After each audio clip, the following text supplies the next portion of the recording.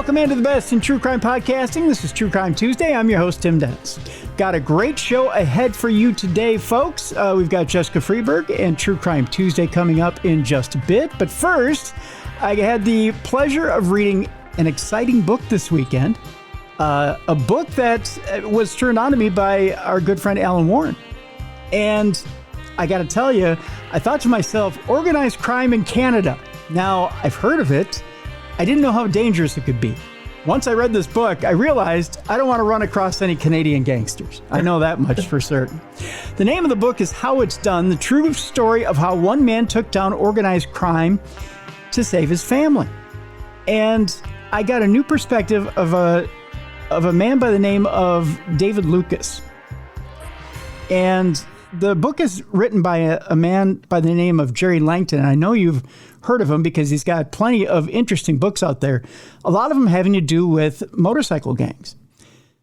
Jerry himself has a very colorful history. We'll talk about that here in a moment. Let me tell you a little bit about Jerry. He grew up in Hamilton, Ontario, where he wrote for the Hamilton Spectator. He also contributed to Maclean's.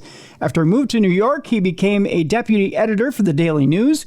Having returned to Toronto, Langton is a freelance writer, and I believe he's back in New York now, whose work appears regularly in the Globe and Mail and the Toronto Star. In doing research for his book, Pat, Homeworld's Most Notorious Rodent, cleaved its way to the top. He spent a lot of time in sewers meeting with rats face to face. I have to ask him about that. He's in New York currently. Ladies and gentlemen, Let's welcome in for the first time to True Crime Tuesday, Jerry Langton. Jerry, thanks for being with us today.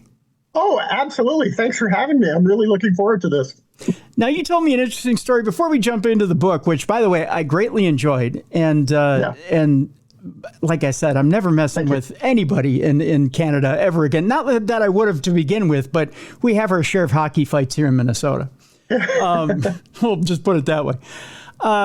You told me an interesting story about how you yourself got into a little bit of a scrum with some organized crime, let's put it that way, just innocently when you were a kid, and they broke your nose. Yeah. Well, people don't understand.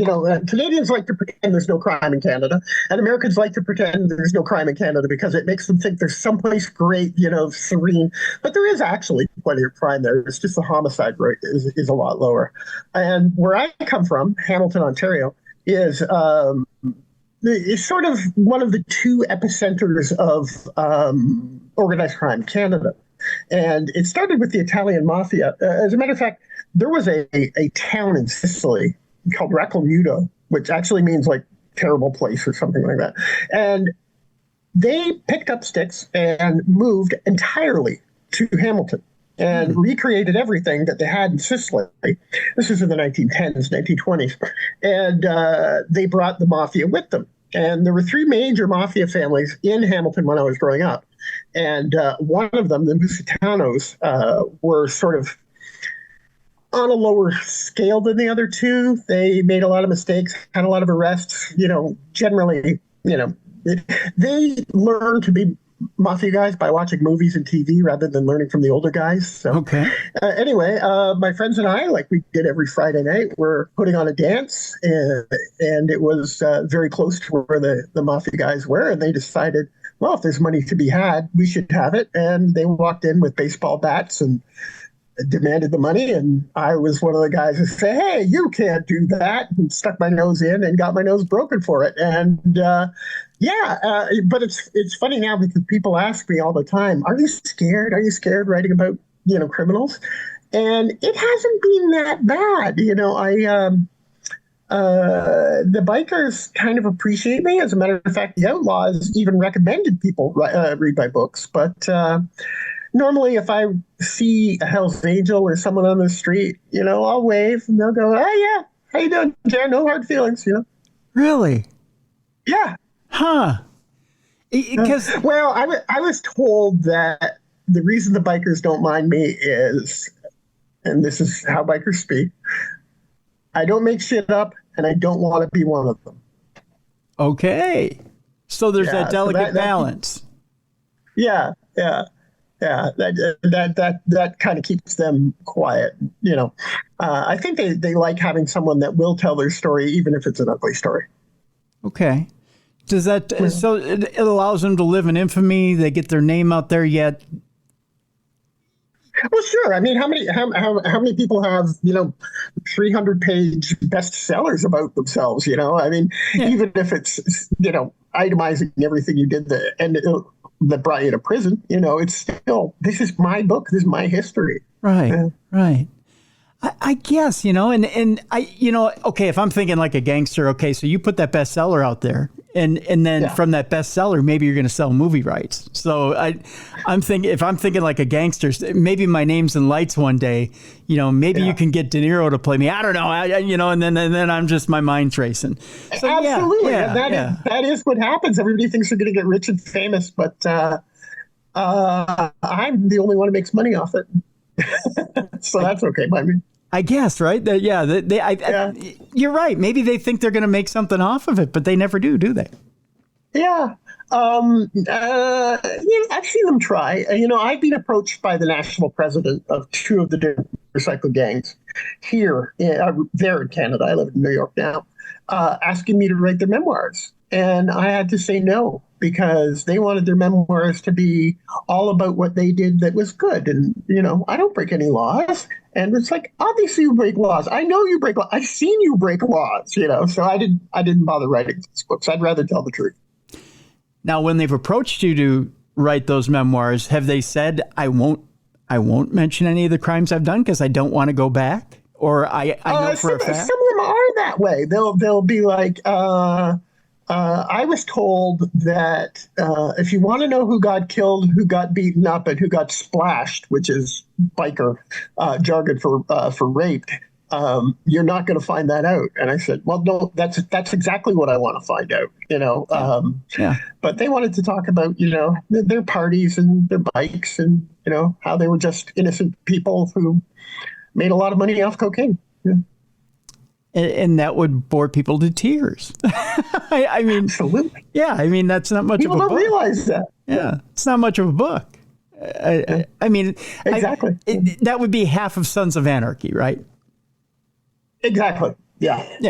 So, I mean, that wasn't the part that people really look forward to watching either when they watch Sons of Anarchy. No, exactly. Yeah. So I don't know that would go over real big. I mean, especially for you, and waste your time. The real bikers are never that good looking in real life. Yeah, that's the other part too, right?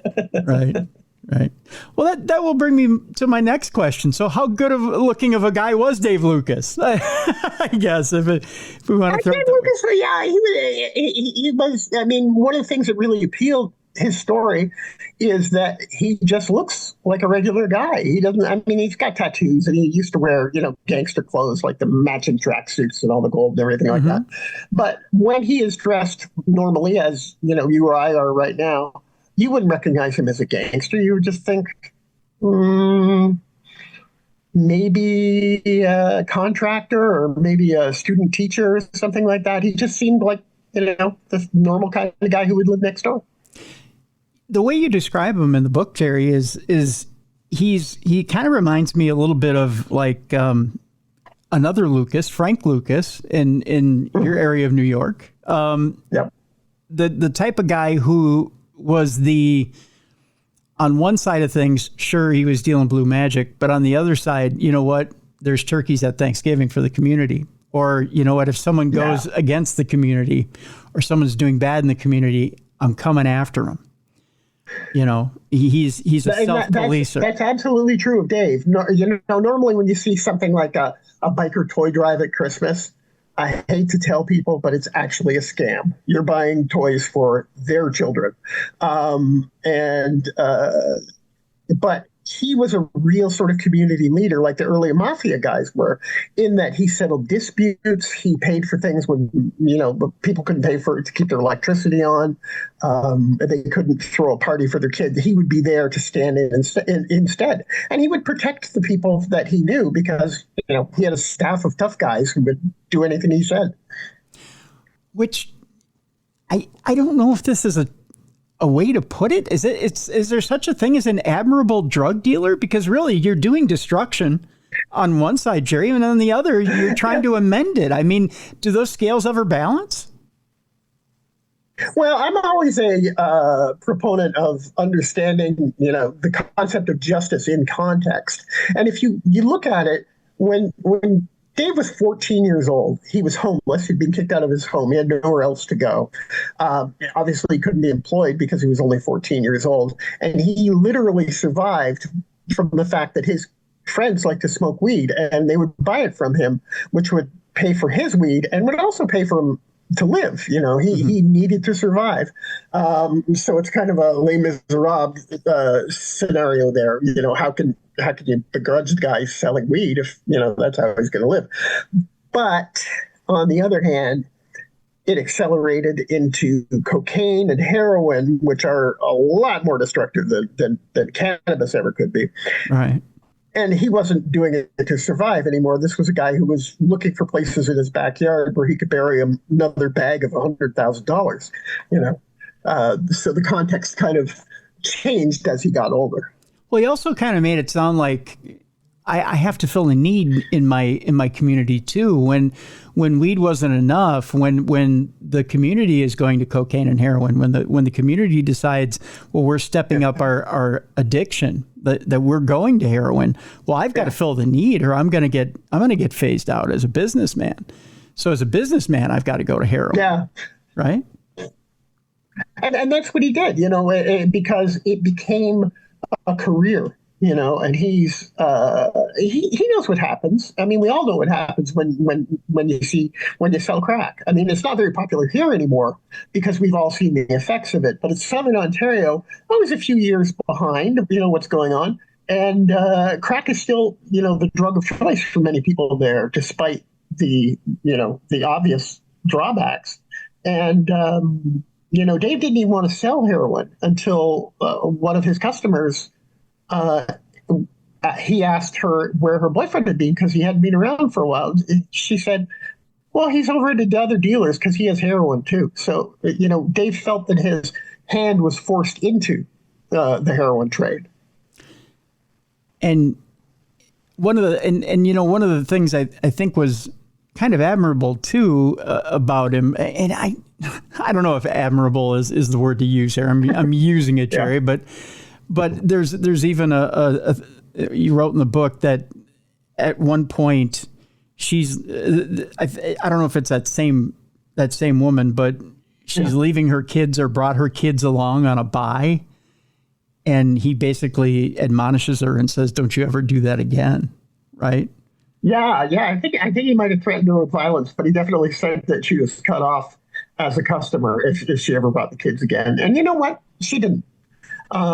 As you might expect from someone who was kicked out of both school and home at 14 years old, he was very conscious of children and how things affect them. So that was sort of his big onus in the community, is he wanted to take care of people's children. And it didn't matter if, an adult didn't have any food, but if the kids didn't, well, he'd have to step in.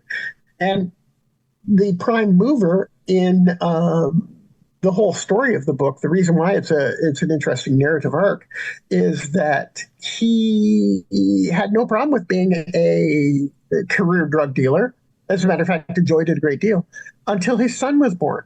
And then he realized, what? People don't retire from selling drugs. They're either dead in prison or, affected by their own supply. So he thought, what? I'm going to get out of it. And the best way he thought to get out of it was to act as an agent. And you happen to get a big pile of money if you do that successfully. So it was like a retirement plan for him. So, Jerry, where does this enlightenment come from with Dave? I mean, that's the one thing that I kind of found myself wondering. Here's a guy who, okay, so at 14, he's asked to leave home. Here's a guy who he really doesn't. I mean, he doesn't go to college. He's not an educated man, right?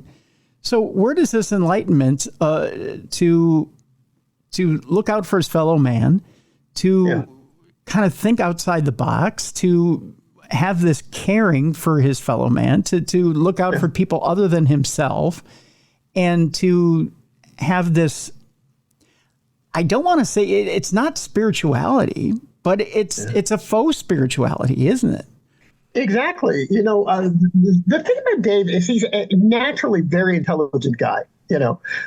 Obviously he ran his business very well, and he speaks. If you met him, you thought that you would think that he might have a master's degree.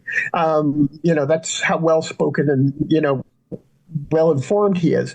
But the circumstances were just that, he got to a point where he thought he was happy, and then the circumstances changed. He had the kid. But you have to understand that even before that, he was very community minded. He always wanted to treat people with the golden rule, the way he wanted to be treated. And I don't know if you remember, but years ago, Saturday Night Live had a sketch in which Tim Robbins played the world's friendliest pimp. He was a pimp, Yes, but he was still a great guy, Yep. That's what Dave reminds me of. Sure, he's selling heroin, which is, terrible to the neighborhood. But if your kid needs a birthday party, Dave's going to pay for it. And that's interesting to me in context, because that's often how organized crime starts. Is when a community feels that it's not being represented by the government or the mainstream, and they want to rebel against it, but they don't have the means to do so, they form their own sort of sub-communities. Like, when recent immigrants come to a big city, they want people who speak their language, understand their culture.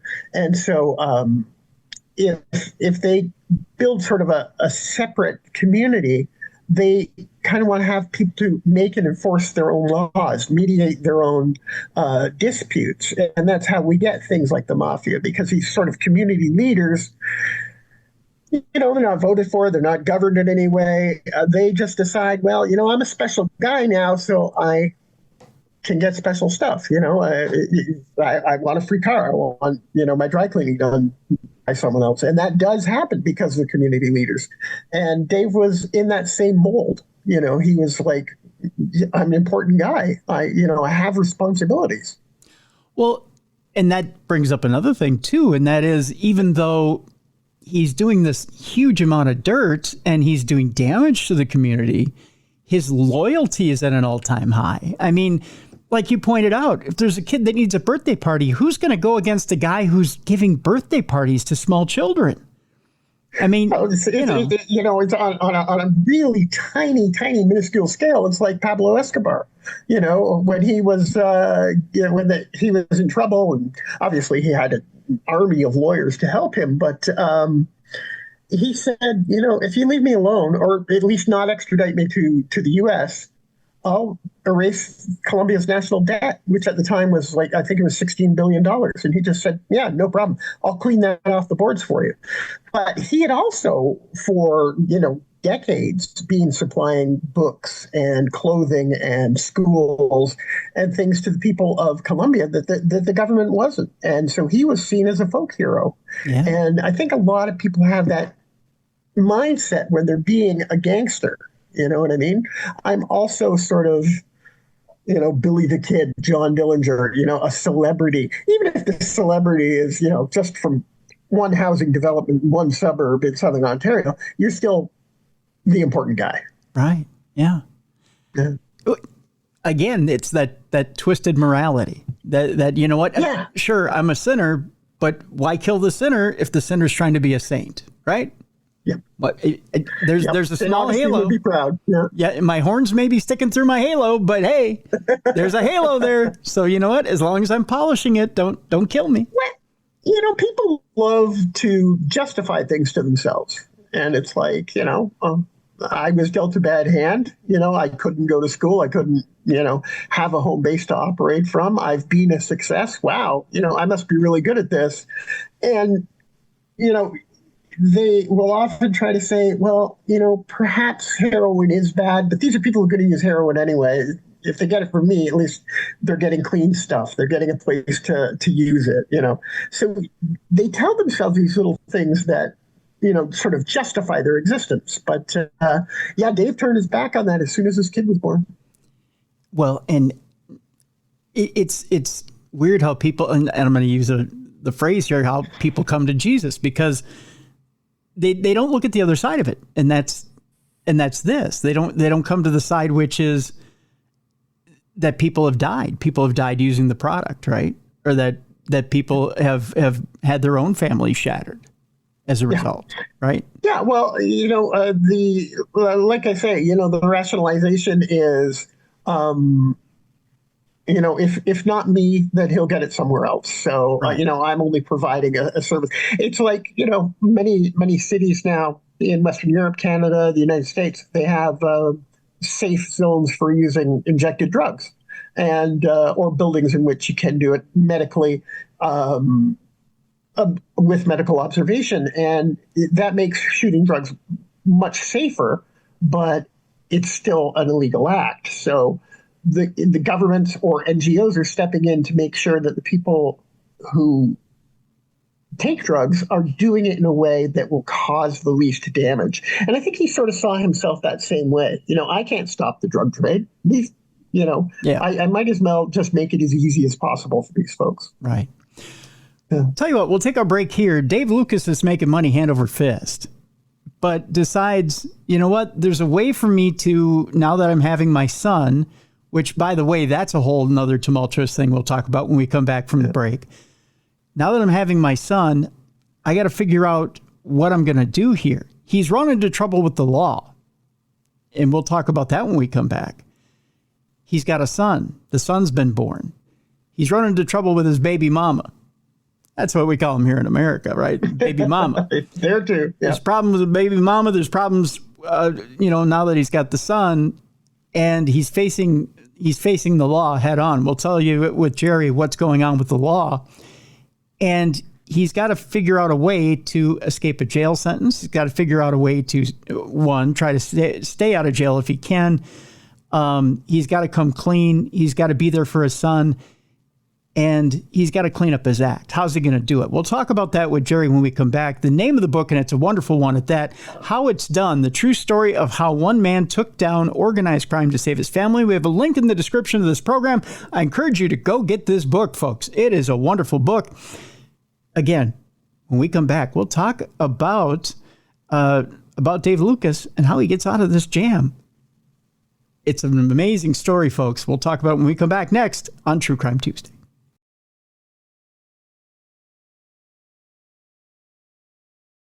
Welcome back to the best in true crime podcasting. This is True Crime Tuesday. I'm your host, Tim Dennis. My guest is Jerry Langton. The name of the book, How It's Done, the true story of how one man took down organized crime to save his family. Jerry, when we left people last, Dave Lucas has a son. His son's been born to his girlfriend at the time. He's been dealing drugs. He's realized, I can't do this anymore, even though I'm making money hand over fist. Now, he has run into the law. Tell people what happened that he came across the law that kind of caught him red-handed. Yeah, the problem with him is he'd always had run-ins with the law, like all of his life, but he was sort of expert at minimizing it. He'd spend a night in juvenile detention or whatever, and they all knew that he was selling drugs. They all knew that he ran the trap house and was getting rich selling drugs, but they just could not catch him. They couldn't figure out a way because, he was smart about it. He had stash houses. He, had various security measures so that the cops couldn't get him. And, it was a great self-sustaining enterprise. But, and he'll admit this, like anyone else, is that he got greedy. And when he was in, not really a halfway house, but, sort of a detention, not all the way to jail, he met another guy who happened to be a Russian mafia participant from just north of Toronto.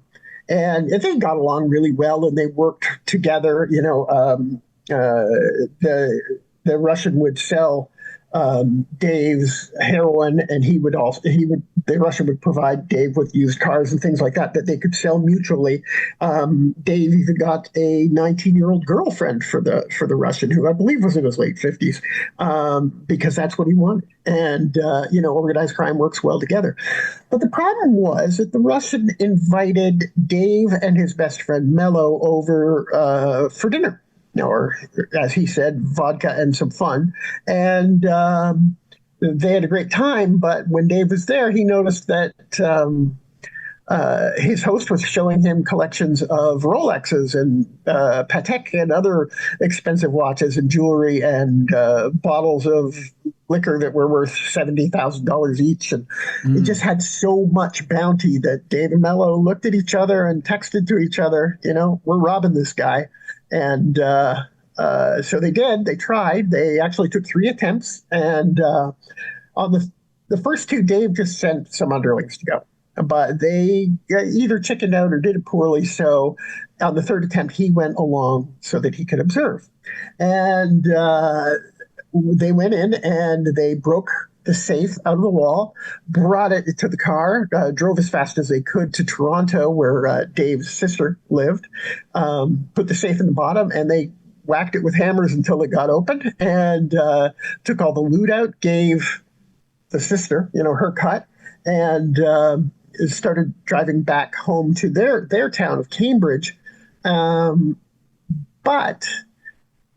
one of the guys that he had hired to do the robbery with him, when they had the victims at gunpoint in the house, Dave was smart enough to collect all of their cell phones, and he told his assistant to throw them in the toilet, inactivate them. Yep. And the assistant did, but he happened to be a crack addict, and thinking like an addict, he lied. And he said, yeah, I threw the phones away, but he actually put them in a bag so that he could sell them later. So when they were making the getaway, the cops knew everywhere they were, every step of the way, because of the stolen phones. And, they took them down in, the takedown is now used to help teach young officers how to take people down. And, Dave found himself, face first in the muddy snow with a foot between his shoulder blades and a assault rifle pointed at his head, and was wondering, how did this all happen? And, he realized that it was getting greedy. And that's what he went to prison for. None of the drugs, just this one lark of an armed robbery gone wrong that he wouldn't have even been involved with had they done it right the first 2 times. And so he was in prison for that. And he kept, thinking, how stupid of that was, how stupid of me was that? I'm a drug dealer. I'm not an armed robber. And all this time in prison, he's thinking, I got to go out and I have to do my job. And I have to do it right. And then his girlfriend told him, we're having a baby. Oh. And his world changed. It just took a 180-degree turn. And at that point, he realizes, a baby is never a mistake, but he's made the mistake of overreaching with the armed robbery. And now it will end up being a mistake that he's had a baby with this woman. But it's never a mistake to have a child, but he's made the mistake of having it with her. Yeah, I mean, the child himself is quite loved by both the parents, but Dave knew that his mother was not the proper person to raise him, and despite having gone to prison for armed robbery and being a known drug dealer, Dave actually won custody of the son, because while they were sharing custody, Dave would get it for the weekends, and his new girlfriend would drive back and forth so that, they didn't have to see each other. And one time the son said, I don't want to go back there anymore. And Dave asked why. And said, well, mom's boyfriend has guns. And Dave told the Children's Aid Society, and they said, well, the law says you have to give them back. We'll do something. And then while his girlfriend was bringing the son back to the old girlfriend's house, she couldn't do it because the place was surrounded by cops. And the Children's Aid said, come get your son. He's yours now. And the kid's far better off because the mom was dealing crack and opiates in a much sloppier way than Dave. And the boyfriend was a gun dealer. And so, that wasn't a good environment for the kid to grow up in. Which is crazy, isn't it? I mean, what's even more, I guess, admirable when you and again, I want to leave some of this for our listeners and viewers of the program to glom onto and to read is just how far Dave had to come to get custody of his son. And that struggle of going from drug dealer who's looking after other people's kids to having to actually get custody of his own. Well, the whole thing is a series of sort of, Herculean tasks that Dave has taken on and succeeded at. Most people find themselves out of school, out of a home at 14 years old. They don't immediately become a successful entrepreneur. And, he got to the point where he was extraordinarily wealthy, surviving on nothing but his wits and goodwill. And so when it came to custody, everybody told him, this is never going to happen. Custody always goes to the mother. You've been in prison for armed robbery. You're never going to get it. And he just didn't give up hope and kept working. And it was really a stroke of luck, dubious luck, that the baby's mother, baby mama, if you will, she was sort of more of a criminal than Dave was. Yeah. Irony of all ironies, right? Yeah. The other stroke of genius, I guess, if you want to call it that, or just survival mode thought that comes to Dave is, I've got to do something, or I've got to use what I have in order to go legit. And the one thing he has is knowledge, right? So he says to himself, I've got to use the knowledge I have to go straight. Yeah. So how does he do that? How does he take the knowledge he has and go straight? Well, it's well known within organized crime that, in Canada at least, that the government will pay you to become an agent. Usually, high six figures or low seven figures would be the absolute top, but it's still a lot of money for most people. And Dave realized that, that could be his retirement fund besides, all the cash he had buried. Everybody knew he was a drug dealer. So the cops, when they talked to him throughout his career, would say, if you turn on them, if you tell us who's supplying you, you could be doing okay. And, he never considered it. But then he thought, that's my way out. Someone's actually going to pay me to not sell drugs anymore and, make life safe for my son. So the big problem with informants in Canada up to that point was that every single one of them turned informant when their life was in danger. They were only saving their own skins. And so, Canada would spend millions on testimony from these guys. And the courts would often say, well, no, you're just saying that to, save yourself. And so the testimony was usually compromised. And a lot of people walked free because of it. But Dave was different. He was the first one whose life wasn't in danger. He simply wanted a career change. And so just sort of the sober logic of it all, appealed to them. And he performed admirably. In fact, there's only one incident where he has a little bit of anxiety. And it's weird that he even has that little bit. Well, it's strange because, the people in crime, they know they're being watched all the time. They're very, very, very careful. Like, for example, he laughs because even before he became a police agent, he realized that whenever anyone says anything about an illegal act, they always whisper it as though they're being recorded, even though they're not being recorded. And once they were, he realized how silly that was because they're going to record your whisper anyway. One of the people that he was investigating put a tracker on another undercover cop's vehicle because he thought he was suspicious. I mean, he was right because the guy was an undercover cop, but he told Dave about it because he thought there's no way Dave could be on the other side, and as it turned out, a lot of people felt that way that, no, Dave's too cool to turn. We know him, he's fine. Yeah. And, I guess he was a good actor because they all believed him. Wow. Yeah. So Dave gets deeper into, it seems like the government takes Dave deeper into the business than he really wants to go. I mean, he goes deeper in than he would have ever gone. I mean, he goes from deep or dealing, weed and cocaine and heroin to getting into weapons. Yeah. Yeah. It got to the point where he was selling hand grenades and rocket launchers capable of, blowing up a tank. And that happened mostly at the direction of the police, the Ontario Provincial Police. That's who generally takes care of organized crime in Ontario. They pushed him. And a lot of that was because cops, although we like to think that they're, pulled from the same rank and file as organized crime, they do have a different context in their head. They don't know exactly, what is protocol or what is safe to do or safe not to do. So they would often ask him to do things that were a lot less safe than he wanted to. And he turned down a few things.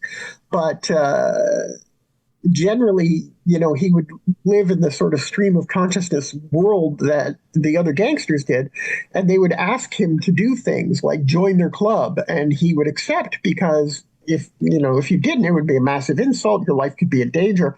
And the cops would get angry. They'd say, we didn't tell you to do that. Or we told you not to do that. And Dave would counter, I'm the one whose life is on the line here. If it makes sense for me to take that jacket from that club, I'm taking the jacket. There's a part in the book where I found it incredibly funny. He goes to do an initial meetup with a contact, and they say, well, get one of those puffer jackets while you're in there. And he's like, why would I even get a puffer jacket? And they're like, well, because we like to collect them for souvenirs. It's just one of the stupidest things you could ever hear of, but it's funny how the cops are almost like a gang themselves. They absolutely, yeah. They operate like a gang themselves. They're almost like gang wannabes. Is that accurate? Absolutely. Well, I don't know if they're wannabes, but they're a very similar group of guys. A lot of them are. A lot of cops are from the same recruiting pool, generally, you see a lot of big, strong, tough guys who aren't going to get their doctorate and don't mind getting their hands dirty. Often they went in one of two directions, and that was police or organized crime. It's stories like that I really like in crime books, because it reminds you that these are people. These are people these are people in your community. They're not from another planet. They do the same things we do. We have the same motivations. Like with those jackets, they like them, but they also used them as camouflage for their undercover people, because that's what, gangsters wore. Or the first time he met with his contacts, he shows up in, I believe it was a Mercedes SUV, and he gets in their car to have their meeting, and they say, okay, well, give us your driver's license. And he says, I don't have one. I never have. And they're like, oh, well, then don't let us see you ever drive again. And so they would leave early so they wouldn't watch him drive away. So where's the fault line then, Jerry? When you, because you've written plenty of these books, where's the fault line between good and evil, between the cops and the bad guys here? I mean, it seems like, when they operate, there's the law, obviously. And there's breaking the law, right? Yeah.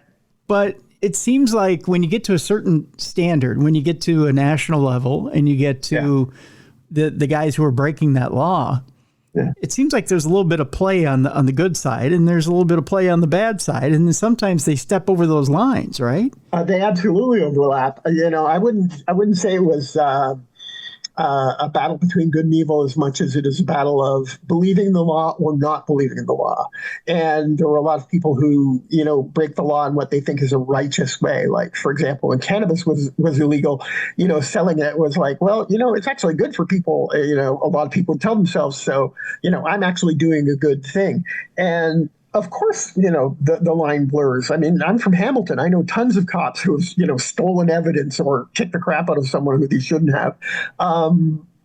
And they are often from the same pool, but there's one distinct difference, and that is the people who join the police believe in the law. They believe in the government. They believe in, this is how things should be done. And the people who are in organized crime say, well, those laws don't help me. They help people who are already established, people with money, people who are part of the mainstream.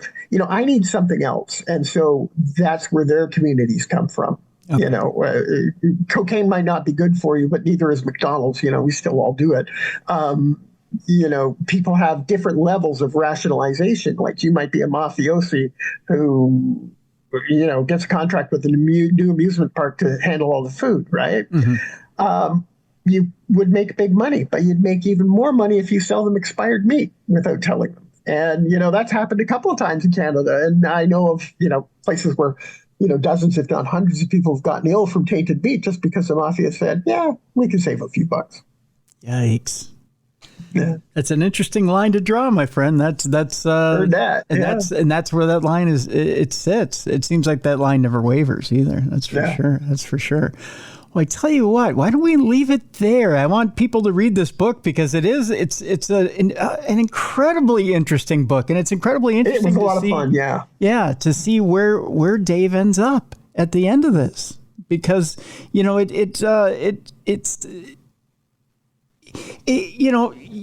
see the stereotypical what happens to mafioso biker gangs that flip, right?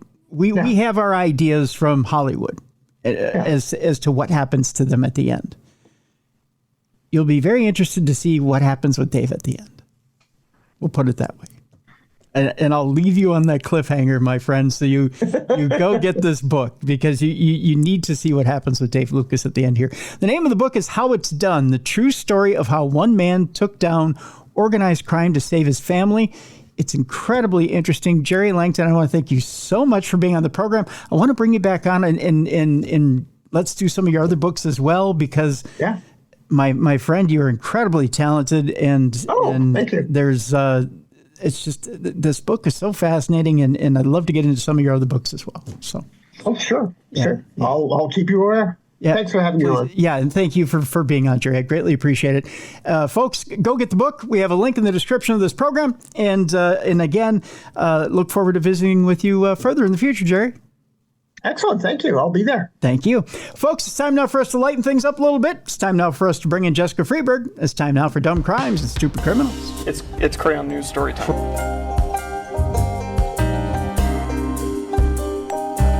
What happened with this dude, Christ Bearer? I heard he cut his penis off and then jumped off a balcony. Suspect pulls gun from butt, shoots twice at Denver police. What is your emergency? I need help. And what's the problem? I'm too high. You're too high? Yeah. It's that time again, the time you've all been looking forward to. Of course, it's time now for Dumb Crimes and Stupid Criminals. And with that, I need a co-hostess. And so I reach my grubby little paw that's been out there getting seeds and peanuts and all that other stuff for the chipmunks. I reach that grubby little paw across the Twin Cities, and I reach out to my co-hostess, one who has shattered records all across Europe and Asia and anywhere else where they keep charts for records for books and bestsellers, anywhere from the Hindustan Times to the Shanghai Shangri-La.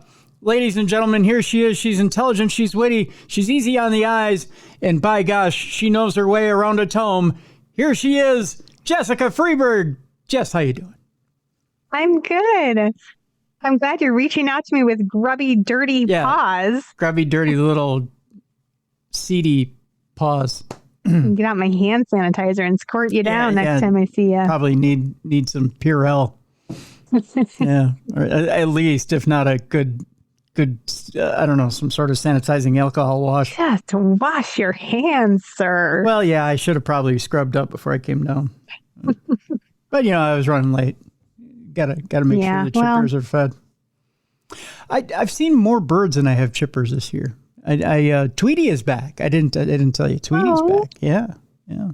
Tweety was keeping me company yesterday as I was reading outside. It's been gorgeous the last couple of days. Oh, I'm loving it. Yeah.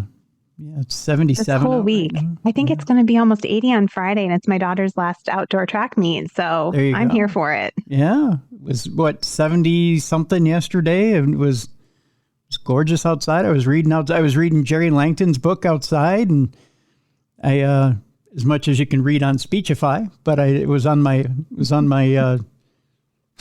reading back to me. I had my headphones on, and Tweety came up, and I have a Finch feeder, and Tweety came up and was eating out of the Finch feeder and looking at me, just kind of staring at me, wondering what I was doing. And I just said, "Hi there, Tweety." And then I still have these cardinals that come up and just cheep at me. They just cheep and sing to me, and I don't know. Either they're partial to me, Jess, or I'm about to kick the mortal coil, one or the other, because I don't know. They can't stop talking to me, so I don't know what the deal is. But either that, or I think they just like you, Tim. Either that, or I got ghosts right behind me, and they're trying to warn me. There's a ghost behind you. So I don't know. That could be. You never know. I don't know what's going on, but the Cardinals are always cheaping at me. Either that, or they're trying to warn me that they're eating all the seeds, and I need to fill the dishes again. Yeah, they're like, more food, please. Yeah, put more food in the dish. So we have a bird feeder right outside my office window here. And so I just watch birds all day long. And we have all different kinds that come. They're so cute. And then we have this duck couple that comes every day. It's a boy and a girl. They just waddle on over and they pick the food. And then they look up at the bird feeder like, how do we get up there? You got to build them steps. I mean, every single day they're out there. I'm just like, they're so cute. I guess they were in our garage yesterday. Our neighbor hollered over, "You've got 2 ducks in your garage." I'm like, that's okay. They're friends. Yeah. Well, the every once in a while, the bunny comes in the garage and is startled when I walk in the garage. Like I startled the bunny one day when I walked in the garage. Like the bunny went, "You're in here too." I'm like, yeah. I kind of own the place. He's kind of like, "Oh shit." Oh, busted. Whoa. Well, I was going to borrow your shovel, but I guess not anymore, huh? I was going to rob you blind, but you caught me. It's going to take your weed eater, but guess not. Guess we won't be doing that anymore. Oh, I love the bunnies in our yards. I think they're so cute, but our dogs eat the poo, and they poo giant piles every morning we go out there. And I'm like, I think there's more rabbit poop out here than there is dog poop, which is really saying something. Yeah, they leave a lot to be desired. Do. Yeah. And then the dogs just are like, "Oh my gosh, can you believe someone left us all this candy out here? This is amazing." This is great. Black jelly beans. Yeah. They're not Cocoa Puffs, you freak. Right. Stop eating it. They love them though. Ugh. I haven't seen the baby bunny yet. I haven't been to the backyard, but there's a baby bunny back there. Oh, Yeah. Is it baby bunny time already? I guess they do come in the spring, don't they? Yep. There's a little baby bun back there. I need to start leaving food back there for the baby bun. But I got baby bun food for the baby bun. So what does a baby bunny eat? They make special little baby bun pellets. You can, and then there's also some there's a mixture of food that's like little corn, raw corn, and there's like a wild animal mix you can pick up. Did you know we had a pet bunny in our house a while ago? Really? Yeah. His name was Joey Snowball Sprinkles because each kid got to give him a name. Oh wow, that's a mouthful. Yeah. And we had a Vizsla too. So, and he's a hunting dog. He would kill the bunnies in the backyard. We wouldn't want him to, but he would. It was just his natural instinct. So when we brought this bunny home, we went out horseback riding at a farm one day, and they had the cutest little California bunnies, and they were raising them to eat. And they had this one that was gray, and he was so cute, and we were holding him, and the lady's like, "You can have him." And my husband's like, "Oh, that's okay. We don't." And we're like, "Okay, thanks." So we just drove home with this random bunny. Oh, he was the best. Our guest today that was on our program has a very interesting book that he's working on. Yeah. Having to do with, I don't even know if I should say it, but I'm going to have him on the program about this very, dog lovers are going to hate this program. Oh, no. But it's a very interesting topic. It's about. I'm a dog lover, but what is I it? am too. And it absolutely turned my stomach when I heard it. But I'm intrigued about the program. Oh, now I'm scared. It's about. You want me to tell you? Yeah, I do. Now that I've got everybody on the hook about it, it is a crime. Oh gosh. Not about eating dogs, is it? Yes. No. Yes, it's about the Chinese market for dogs and how they. But this is it will get you to watch your dog more carefully. Mm-hmm. It's about how they harvest dogs in America and send them to China, and how there's one guy here in America who claims he's rescuing these dogs, and I'm see the air quotes here.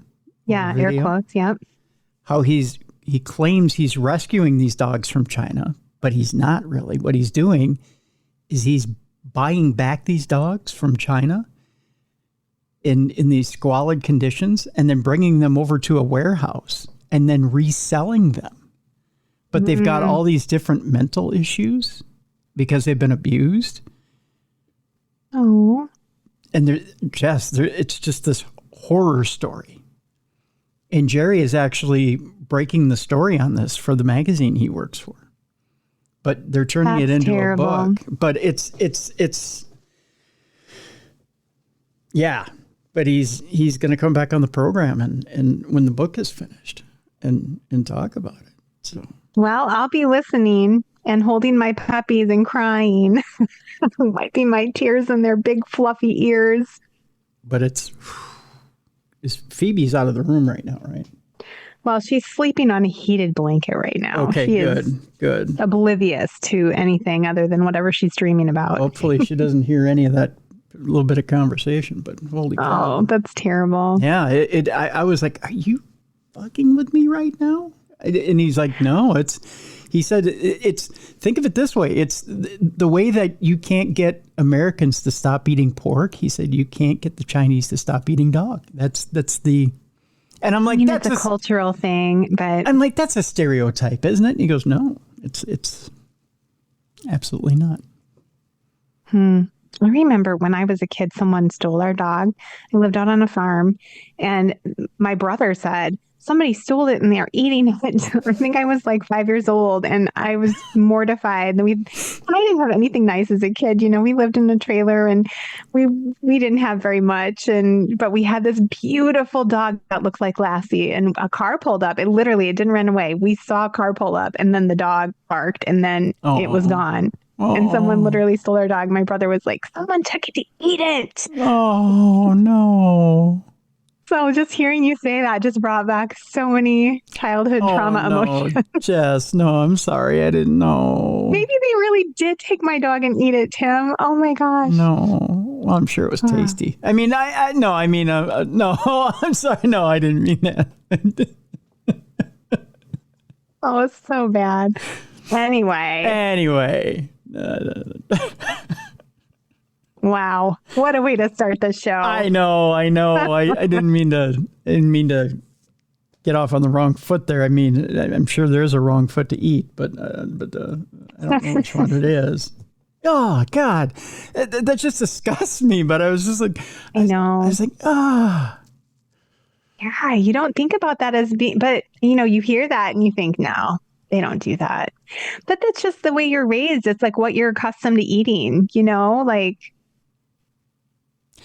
I don't know. But dogs just seem like, I feel like my dogs are more human than some humans. Right. That I know. Right. Right? Yeah. I don't know. I can't imagine. I just couldn't. There's just no way. Especially when they run up to you with that little face and, But a lot of animals are like that. Pigs are they can become like part of your family. I have two cousins that have pet pigs, like big old pet pigs in their house. They're like a dog. They're very loving. They're super smart. And like, who doesn't like to eat bacon? The pig up at the Palmer, right? The pig that was laying on the couch at the Palmer. Yeah. Yeah. So, I don't know. Tofu for me. Tofu for you. Yeah, exactly. I just got done having chicken for lunch. Chickens are also very smart and friendly. They're dinosaurs, though. I just keep telling myself they're dinosaurs. They'll kill me before I kill them. That's the way I can. Well, if they're a rooster, roosters might kill you. They aren't ornery. Yeah, see, I just keep telling myself they're dinosaurs. They'll kill me before I kill them. That's how I can eat them. So whatever gets you through the day, Tim. That's right. Whatever gets me through the day. Exactly. Well, let's jump into our stories today, Jess. This is the everyone's getting naked edition of Dumb Crime, Stupid Criminals. When we get to not safe for work territory, everyone's losing their clothes. So that's what's happening today. Yeah, well, we're streaking. We're streaking through the quad today. That's what we're doing on the not safe for work edition. But in the meantime, we'll keep our clothes on and we'll get through the first part of this deal, at least hopefully, I guess is what we're doing here. We'll start off in the town of Chester in New York, where evidently it's more dangerous than usual to DoorDash. Oh, no. Don't freak me out because my son's going to DoorDash this summer. Okay, earmuffs then. Okay. Go ahead. Freak me out. I'm always Boy, I didn't know that either. I am just scaring the hell out of you everywhere I go today, aren't I? So much trauma when I come on this show, Tim. I'm like the boogeyman to you today, aren't I? I'm just sending you my therapy bills. It's fine. I guess, right? I guess I'm paying for the first 6 months of therapy. We go to the town of Chester, where the highway superintendent, John Riley, was arrested. Yes, it was the town of Chester highway superintendent who was arrested on Saturday night for allegedly shooting a DoorDash driver at his home. What? Yeah, and he really didn't have a good reason why. What was his reason? Well, according to a preliminary investigation conducted by the state police, the victim was working as a DoorDash delivery driver and attempting to deliver food to a residence in the Valerie Drive neighborhood in the town of Chester at about 9 p.m. when he became lost and unable to navigate using his app. There's a lot of words of caution for the young man. Listen carefully to this story, Jess. The victim had approached several homes asking for directions. Mistake number one, evidently, when you live in upstate New York. Before arriving at the residence of Riley, Riley told the victim to get off his property before firing multiple shots at the victim as he attempted to leave in his vehicle, striking the victim once in the back, causing serious physical injuries. What the heck? Why do you just unload your gun on someone? Right. Talk about being wound too tight. That's crazy. Do they have laws in New York that you can just do that? Like, I feel like... Evidently not, because this man's in custody. Oh, good, because that's not really stand your ground. No, that's not stand your ground at all. Going up and going, how do I get to, and then wham, wham, wham is not... Are these tacos yours? Boom. Right. No, I mean, just tell the young man, well, you probably, this isn't the right house. You probably want to go that way. Or I have no idea, son, Why not just get off my property? I'm a lunatic, but you don't have to shoot him. Why not just take out your iPhone and put in the address and say, you need to go that way, right? Yeah, that's crazy. I mean, just be helpful. It takes 5 seconds to be helpful, right? I wonder what goes through someone's mind, though, like that. Because, there's been other stories like that where people have shot people who accidentally come to their house and not meaning to. What is it like inside your brain that you're so afraid that that's your natural reaction? I can see someone who's been in combat and has PTSD. I get that. Yeah. Okay. Yeah. I mean, there's not much of an excuse, but there's that. But then you have people who are just rageaholics. There's that deal. I mean, there's different psychological things that go on there. There's antisocial people. There's but come on. I mean, it's nothing. Just someone who comes up accidentally with a food delivery and says, "Well, I don't know where I am." I hope that guy's going to be okay. That's so terrible. Well, the DoorDash driver was taken to Garnett Health in the town of Wallkill, where he underwent at least one surgery. I mean, that's how bad it was. It got him in the back. Riley is a federally licensed firearms dealer, so he should know better. He's had gun safety training. He was arraigned at the Orange County Centralized Arraignment Part and remanded to the Orange County Jail in lieu of $250,000 cash, $500,000 bond, or $750,000 partially secured bond. A preliminary hearing is scheduled for May 9th at 9 o'clock a.m. in the town of Chester Court. Now, Riley's attorney, Amir H. Sagini, said that his client fully cooperated with members of the New York State Police in its investigation. Sagini declined further comment. The 48-year-old Riley has entered a plea of not guilty.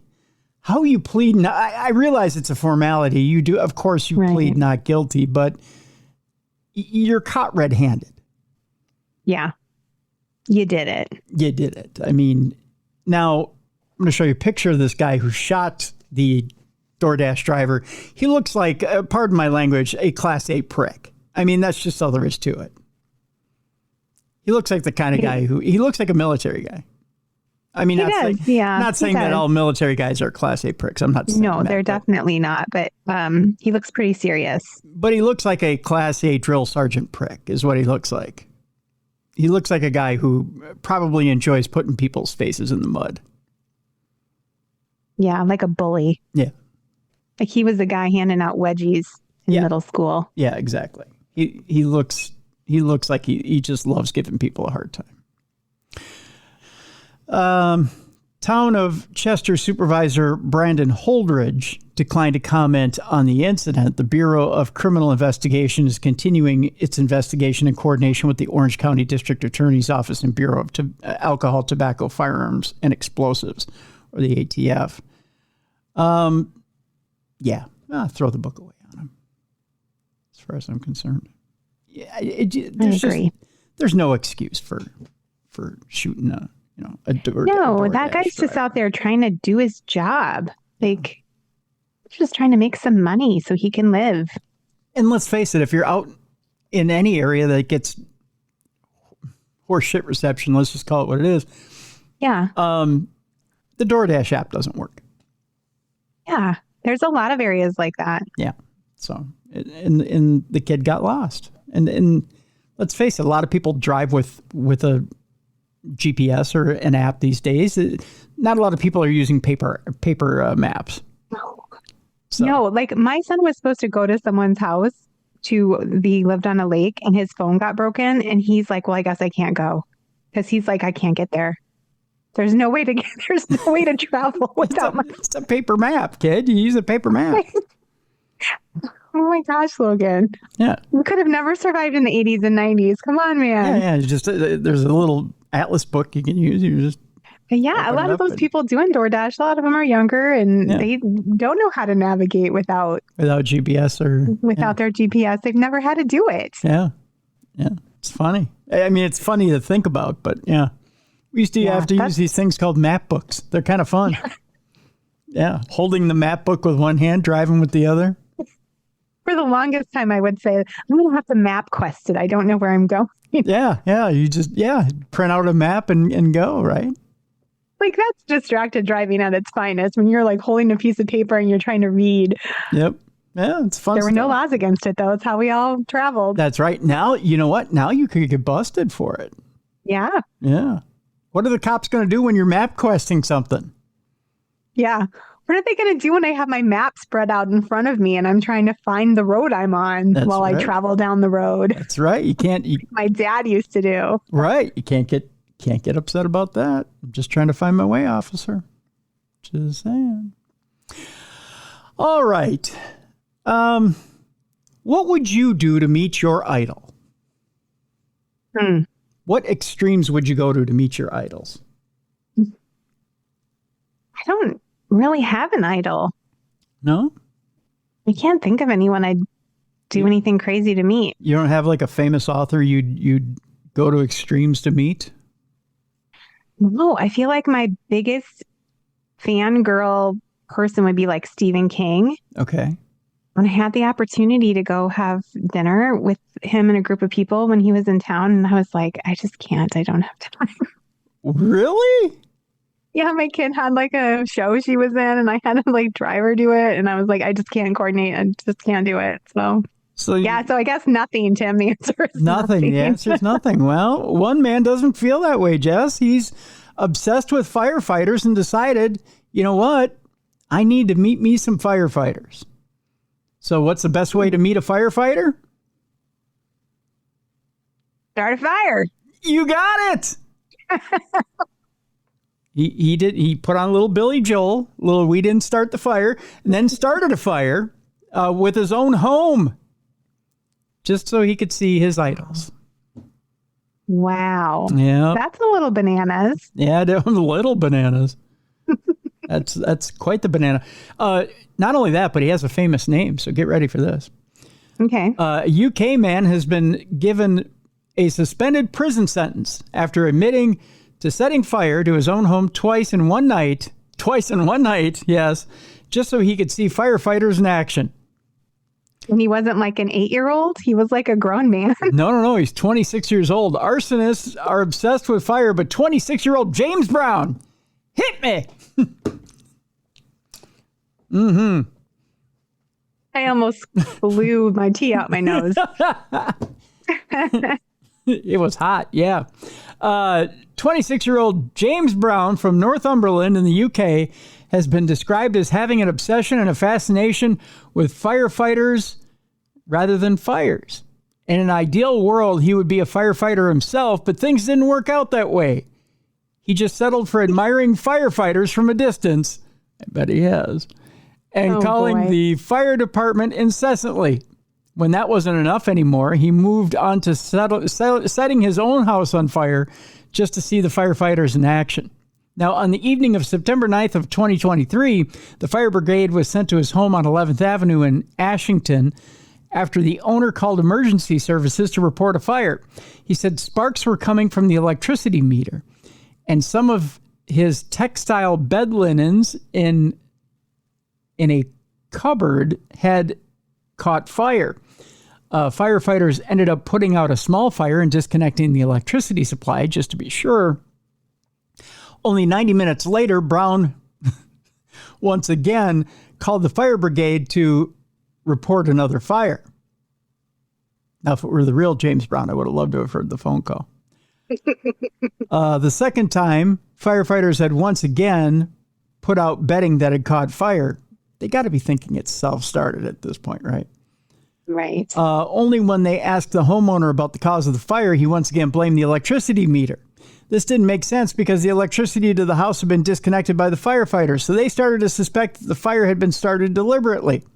According to court records, James Brown hit me, filmed the firefighters as they rushed to put out the fire and seemed quite enthusiastic by their presence on the property.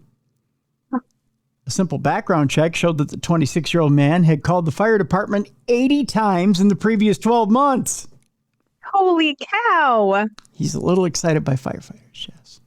Just get a calendar, buddy, and hang it up and be satisfied. Yeah, the ones with the guys with no shirts on holding the puppies. Yeah. Yeah, and there's so many reels you can watch. My girlfriend sends them to me all the time. Oh, really? They like firefighters too? Yeah, everyone likes a firefighter, but we're not setting our house on fire. Well, yeah, they probably just admire the good job they do. That's probably what it is. And Brown himself eventually pleaded guilty to 2 counts of arson while being reckless as to whether life was endangered. Boy, oh boy. You have said in an ideal world you would be a firefighter, and you have a long-standing interest in the fire service. It's clearly an obsession, Judge Robert Adams recently said during his ruling. Your primary interest seems to be contacting the fire service rather than setting fires. You waste the resources of the fire brigade, which could be used for more important matters where lives are in danger. I hope you've learned a lesson, the judge went on to say. Last month, James Brown was sentenced to 8 months suspended sentence for 2 years with 150 hours of unpaid work for his 2023 crimes. His lawyers said he is extremely remorseful. I don't think calling 80 times is exactly extremely remorseful, and is currently seeking help for his obsession. He has refrained from contacting the fire department since his arrest. He feels really bad about it, and he's definitely not going to do it in 2 weeks. That's right. Again. He'll wait at least 3 before calling them again. Well, in this case, Jess, in this next story, we are not going to call just the police. We're going to call the fashion police as well. Ooh. Well, sometimes we can commit 2 crimes in one. I commit fashion crimes every day. Yeah, me too. I'm not exactly hip to the square, or whatever the kids say. Suspected tricycle thief's fashion sense is also a crime, according to DeSoto deputies. We're going to Arcadia, Florida, where the DeSoto County Sheriff's Office is offering a criminal fashion tip. Tiger print is not the new camouflage.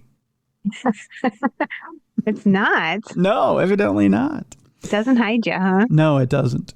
Deputies are looking for a woman who they say stole an adult tricycle from a residence on Southeast Plum Drive. She was seen on her doorbell cam wearing a tiger print onesie. I love everything about this story. First of all, an adult tricycle, we're getting those. Yes, yeah. But no tiger print onesies. I will stop there. Yeah. I think my daughter has one I could just borrow. Really? A tiger print onesie, you say? Thanks to social media, the suspect was quickly identified as Emily Hesters. According to the sheriff's office, attempts to locate her have been unsuccessful. Her voicemail is full. Her old address says she's not welcome, and the tricycle remains missing, the sheriff's office posted on social media. Boy, she's a fugitive, if ever a fugitive has ever been heard of. Oh my God, a fugitive on an adult tricycle. Yes, yeah.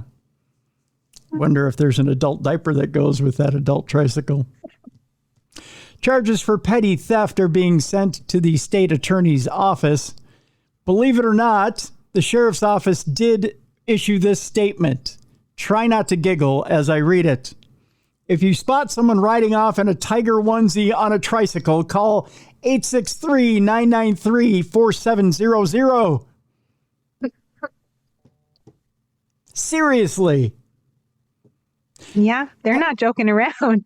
Have you ever picked up the old phone and went, holy shit, someone's riding off in a tiger onesie on a tricycle, and then dialed the number? Has that ever crossed your lexicon ever? No, I would get out my phone, but I'd probably just be recording it and then I'd put it on Facebook. Right? Yeah, I might videotape it and send it to the cops and go, caught her. But I don't, I wouldn't perform a citizen's arrest. That'd be too much energy. I would need a nap. You'd be laughing too hard. Right? Tiger onesie on an adult tricycle.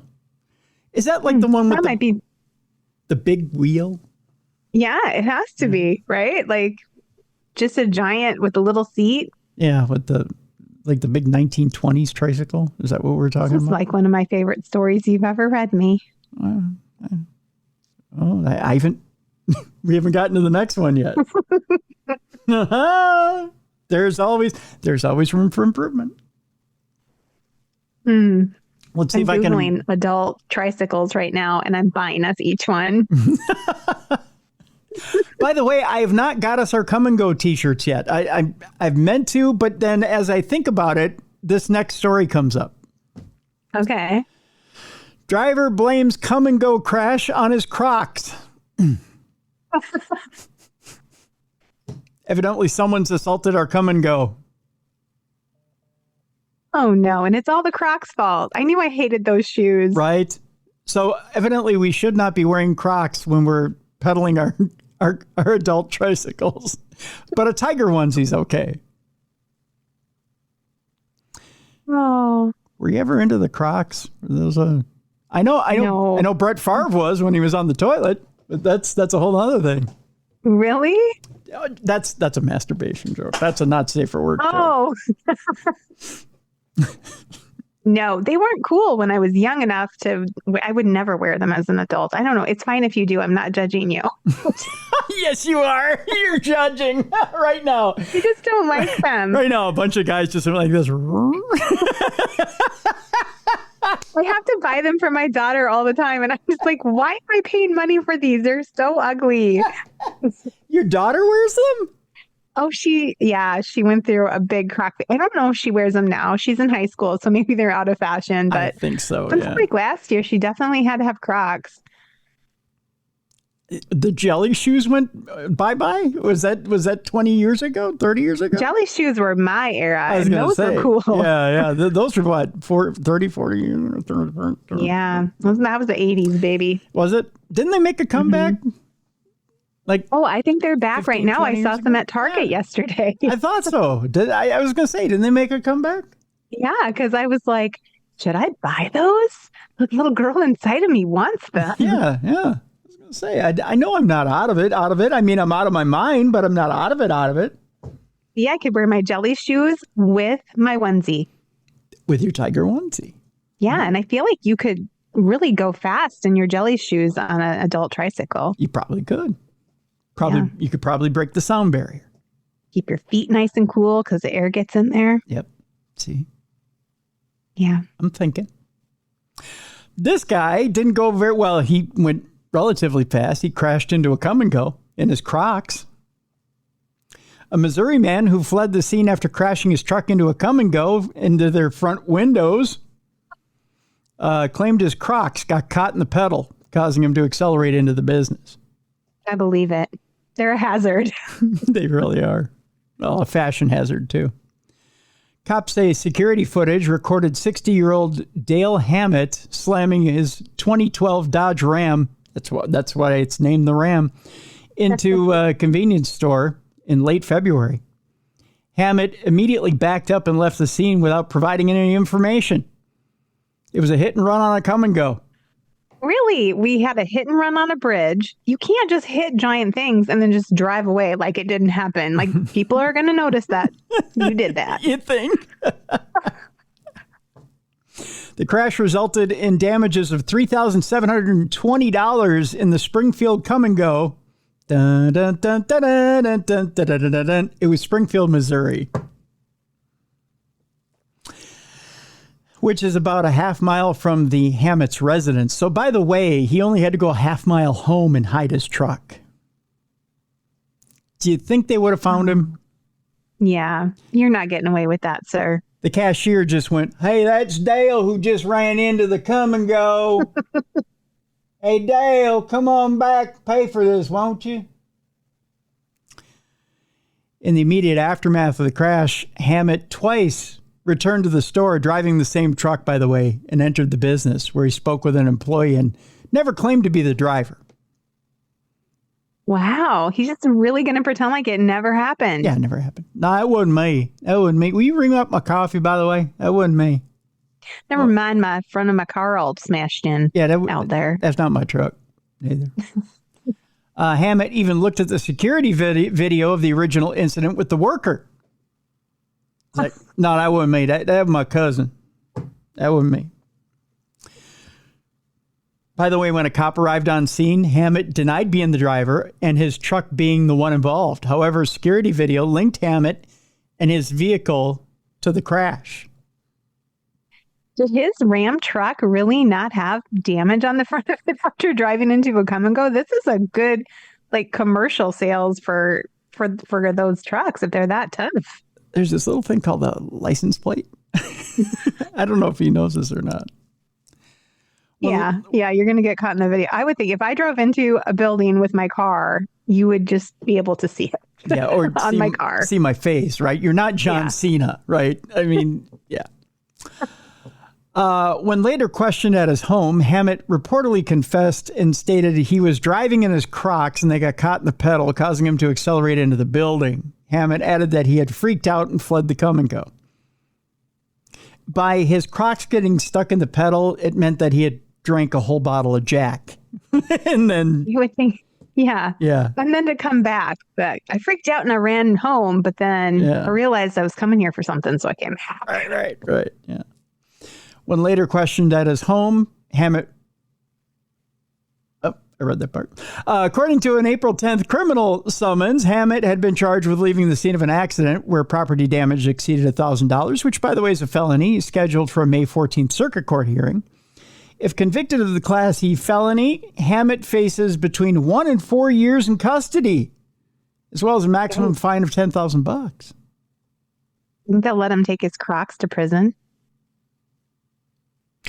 Strange things happen to you when you wear Crocs in prison, Jess. Yeah.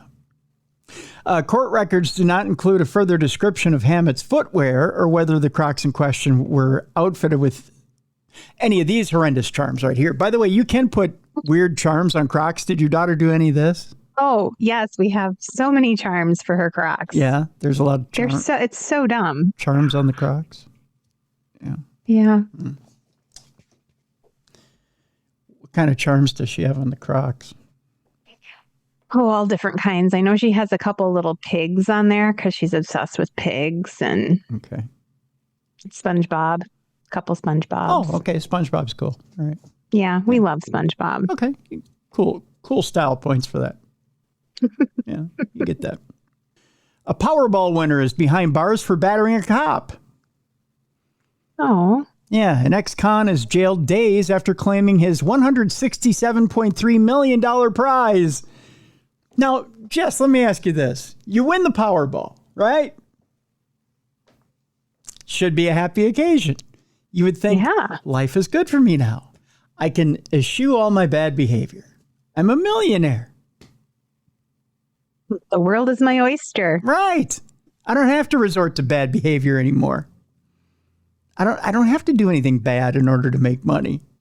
I got the world by the balls, so to speak, right? Yeah. Right. I don't have to do anything bad. Well, of course, we're going to Florida for this story. Days after claiming a $167.3 million Powerball jackpot, a Kentucky man is behind bars, charged with kicking a cop in the face during a melee at an oceanfront hotel in Florida. Whoa. Mm-hmm. According to court records, a 50-year-old ex-convict, James Farthing, was arrested Tuesday evening on a felony and misdemeanor charges in connection with a fracas at the Tradewinds Resort in St. Pete Beach. Farthing was at the resort with, that can't be her real name. What is it? Jacqueline Fightmaster. Wow. And he's kicking people in the face. What the heck? Maybe you should leave it to the girlfriend. Yeah. I mean, I'm picturing some really impressive, like, high kicks to kick him in the face, you know? Like, oh, yeah. Kung Fu style. Right? I mean, yeah. Jacqueline Fightmaster, his 42-year-old girlfriend was with him. Farthing and Fightmaster appeared Tuesday at a Kentucky lottery press conference announcing the Powerball winner, which Farthing is splitting with his 77-year-old mother. Well, that's admirable. You know, yeah. Mom, I'll give you half. Good boy. Yeah. Farthing, who won the April 26th Powerball drawing, purchased the winning ticket from Clark's Pumpkin Shop in Georgetown, which is a city 15 miles north of Lexington. Boy, if I had... He went there just because he thought the name was funny. I bet. If I had $1 for every time I pumpkin shopped. Mm-hmm. On Tuesday evening, one day after posing with an oversized jackpot winner check, Farthing punched a male victim in the face during an argument at the Tradewinds. Wow. You're a millionaire. Why? Why? I should show you a picture of this guy. Subsequent to that alleged battery, a sheriff's deputy sought to break up an in-progress fight between Farthing and another patron.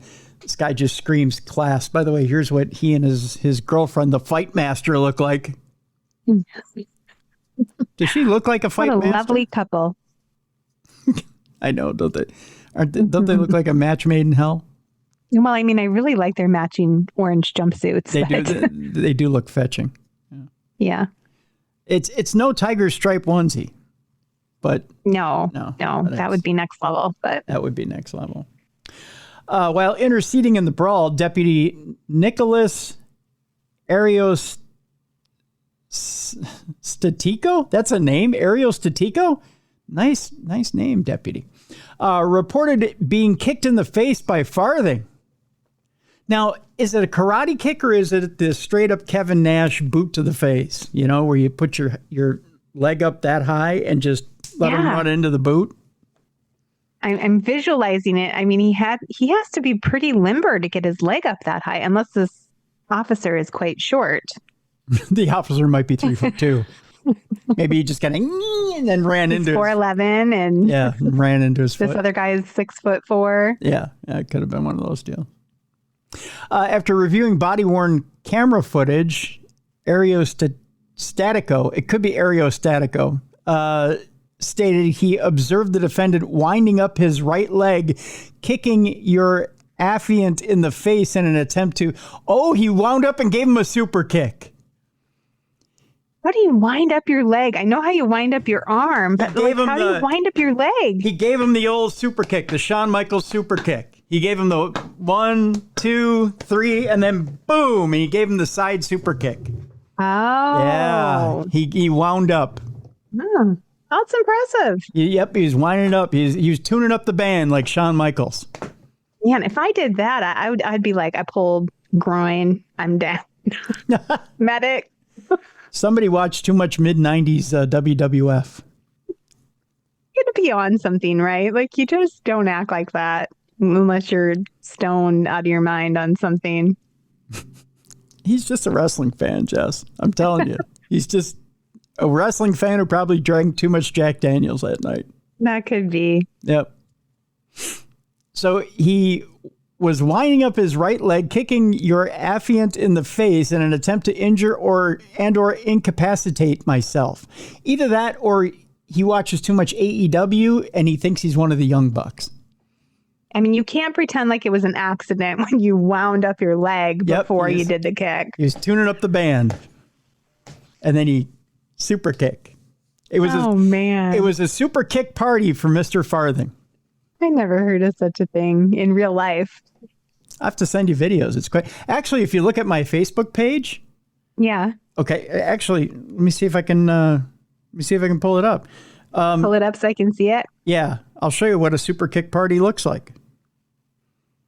Right here. Super kick party. That's a super kick party right there. That's one of the Young Bucks super kick partying me right there. Oh, there you go. That's a super kick party. That's what Mr. Farthing was doing. Oh. He looked like he's about to kick you right in the face. Yeah, that's what it is. Did you get kicked in the face? No. He pulled his punch. I was going to say, do I have to have a talk with this young man? I think that's. Is that one of the Young Bucks or is that Adam Cole? I'm trying to remember.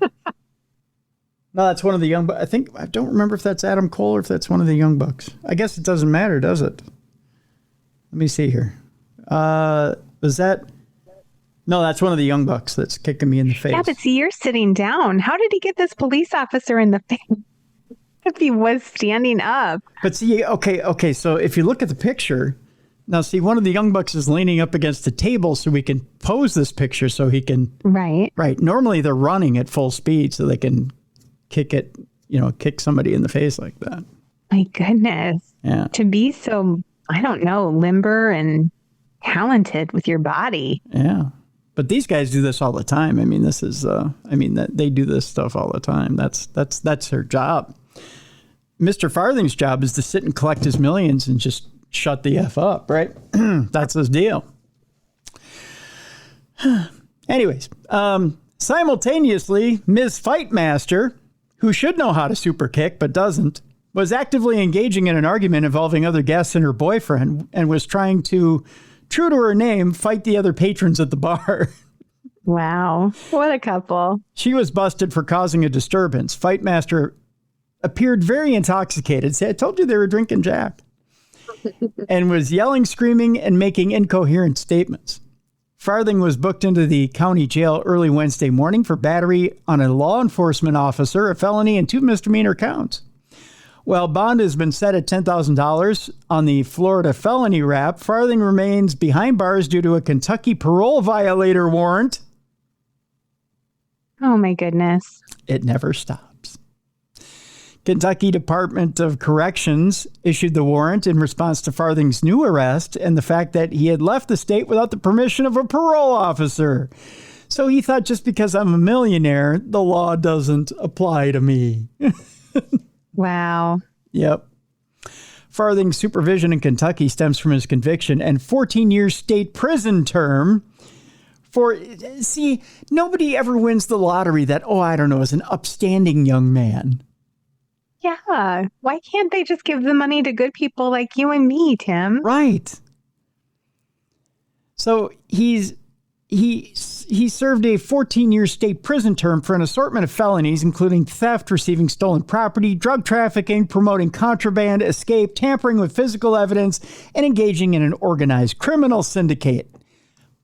But he also won the lottery, Jess. I feel like you shouldn't be able to win the lottery if you've done all those terrible things. Right? Like, because that's taxpayer money. I don't want to give my money to... A criminal? Yeah, not really. Feels kind of icky, doesn't it? Yeah, I don't like it. Yeah. Farthing was granted parole in March of 2014, but subsequently returned to custody 3 separate times for violating terms of his release. He was last paroled in September of 2023. Farthing's term of supervision is scheduled to end in late August of 2025. But he won the lottery, Jess. And got in a fight. Isn't that fun? Wild. Yeah. Our next story has to do with... It just gets better. A husband busted in a fight over a thermostat. I don't know if you and the hubby fight over the thermostat or not. We do not. I did happen to say this morning, though, he needs to turn the air conditioner on because one of our dogs was having a heat stroke. It was too hot in our room. Not like a legit heat stroke, but Winston was up all night panting and walking around and drinking all his water and then pounding on the water to let me know he drank it all. And I barely slept at all. I mean, so the most fight we got in was like, can you turn the AC on tonight? And he said, sure, honey. Fight over. Wow. That was intense. It was. It was really intense. It was scary for a minute. I thought I was going to have to throw a watermelon at him or something. If you kids fight like that all the time, I'm going to hire you both lawyers. Woo! I started to wind up my leg, and he goes, "No, did you do that? Turn that on for you, honey." Did you what? Did you tune up the band? And he was like, "No. I'm walking." He knew what was coming. Yep, a little sweet chin music. That's what Shawn Michaels calls it. You just tell him, "Hey, turn that thermostat up right now, or there's some sweet chin music in your future, buddy." Yeah. Oh, do you fight with intern Yoko over the thermostat? I have no say over the thermostat. That's right. You shouldn't. When you're in menopause, there's no say. That's right. Women get to decide. That's why they make blankets. Right? Get yourself a heated blanket and you just shut up. Sit over there and be happy. That's right. This husband was busted in a fight over the thermostat. This 87-year-old man, oh my gosh, battered his wife over the AC. She's 85. I think at that age, you should quit giving people these hands. Because they're probably riddled with arthritis. Yes. I was going to say you should be too gnarled to be battering people. Right. An 87-year-old Florida man was arrested yesterday for domestic battery after tangling with his wife when she sought to turn the air conditioning down in the couple's residence. Yikes. Along a source of marital strife, control of the thermostat triggered a 7 a.m. confrontation. 7 a.m. for them was probably late in the day. Just saying. They've been up since 4. Yeah, they're probably up since 3 or 4, yeah. They're probably up before the sun. They're probably up before the moon. That's how old they are. It triggered a 7 a.m. confrontation Monday between Charles Ingram and his 85-year-old bride. Investigators say Ingram returned to the couple's St. Petersburg home and argued with the victim, his wife, about the air conditioner. The woman touched the thermostat to turn the air down, prompting Ingram, that's a quote, prompting Ingram to allegedly push the victim away from the thermostat against the wall. Oh, that's not necessary. Jeez. When questioned by police, Ingram reportedly admitted to pushing her first and then stated that the victim pushed him back. As she should. Pictured here, I'll show you a picture of him in a second here, Jess. Ingram was arrested for domestic violence with the charge enhanced to a felony due to the prior battery convictions that he has that date back more than 4 decades. Ingram's rap sheet includes a 1985 felony welfare fraud conviction. Oh, boy. God. Ingram is scheduled to appear in court. A judge will likely order him to have no contact with his wife. After what? 100 years of being together?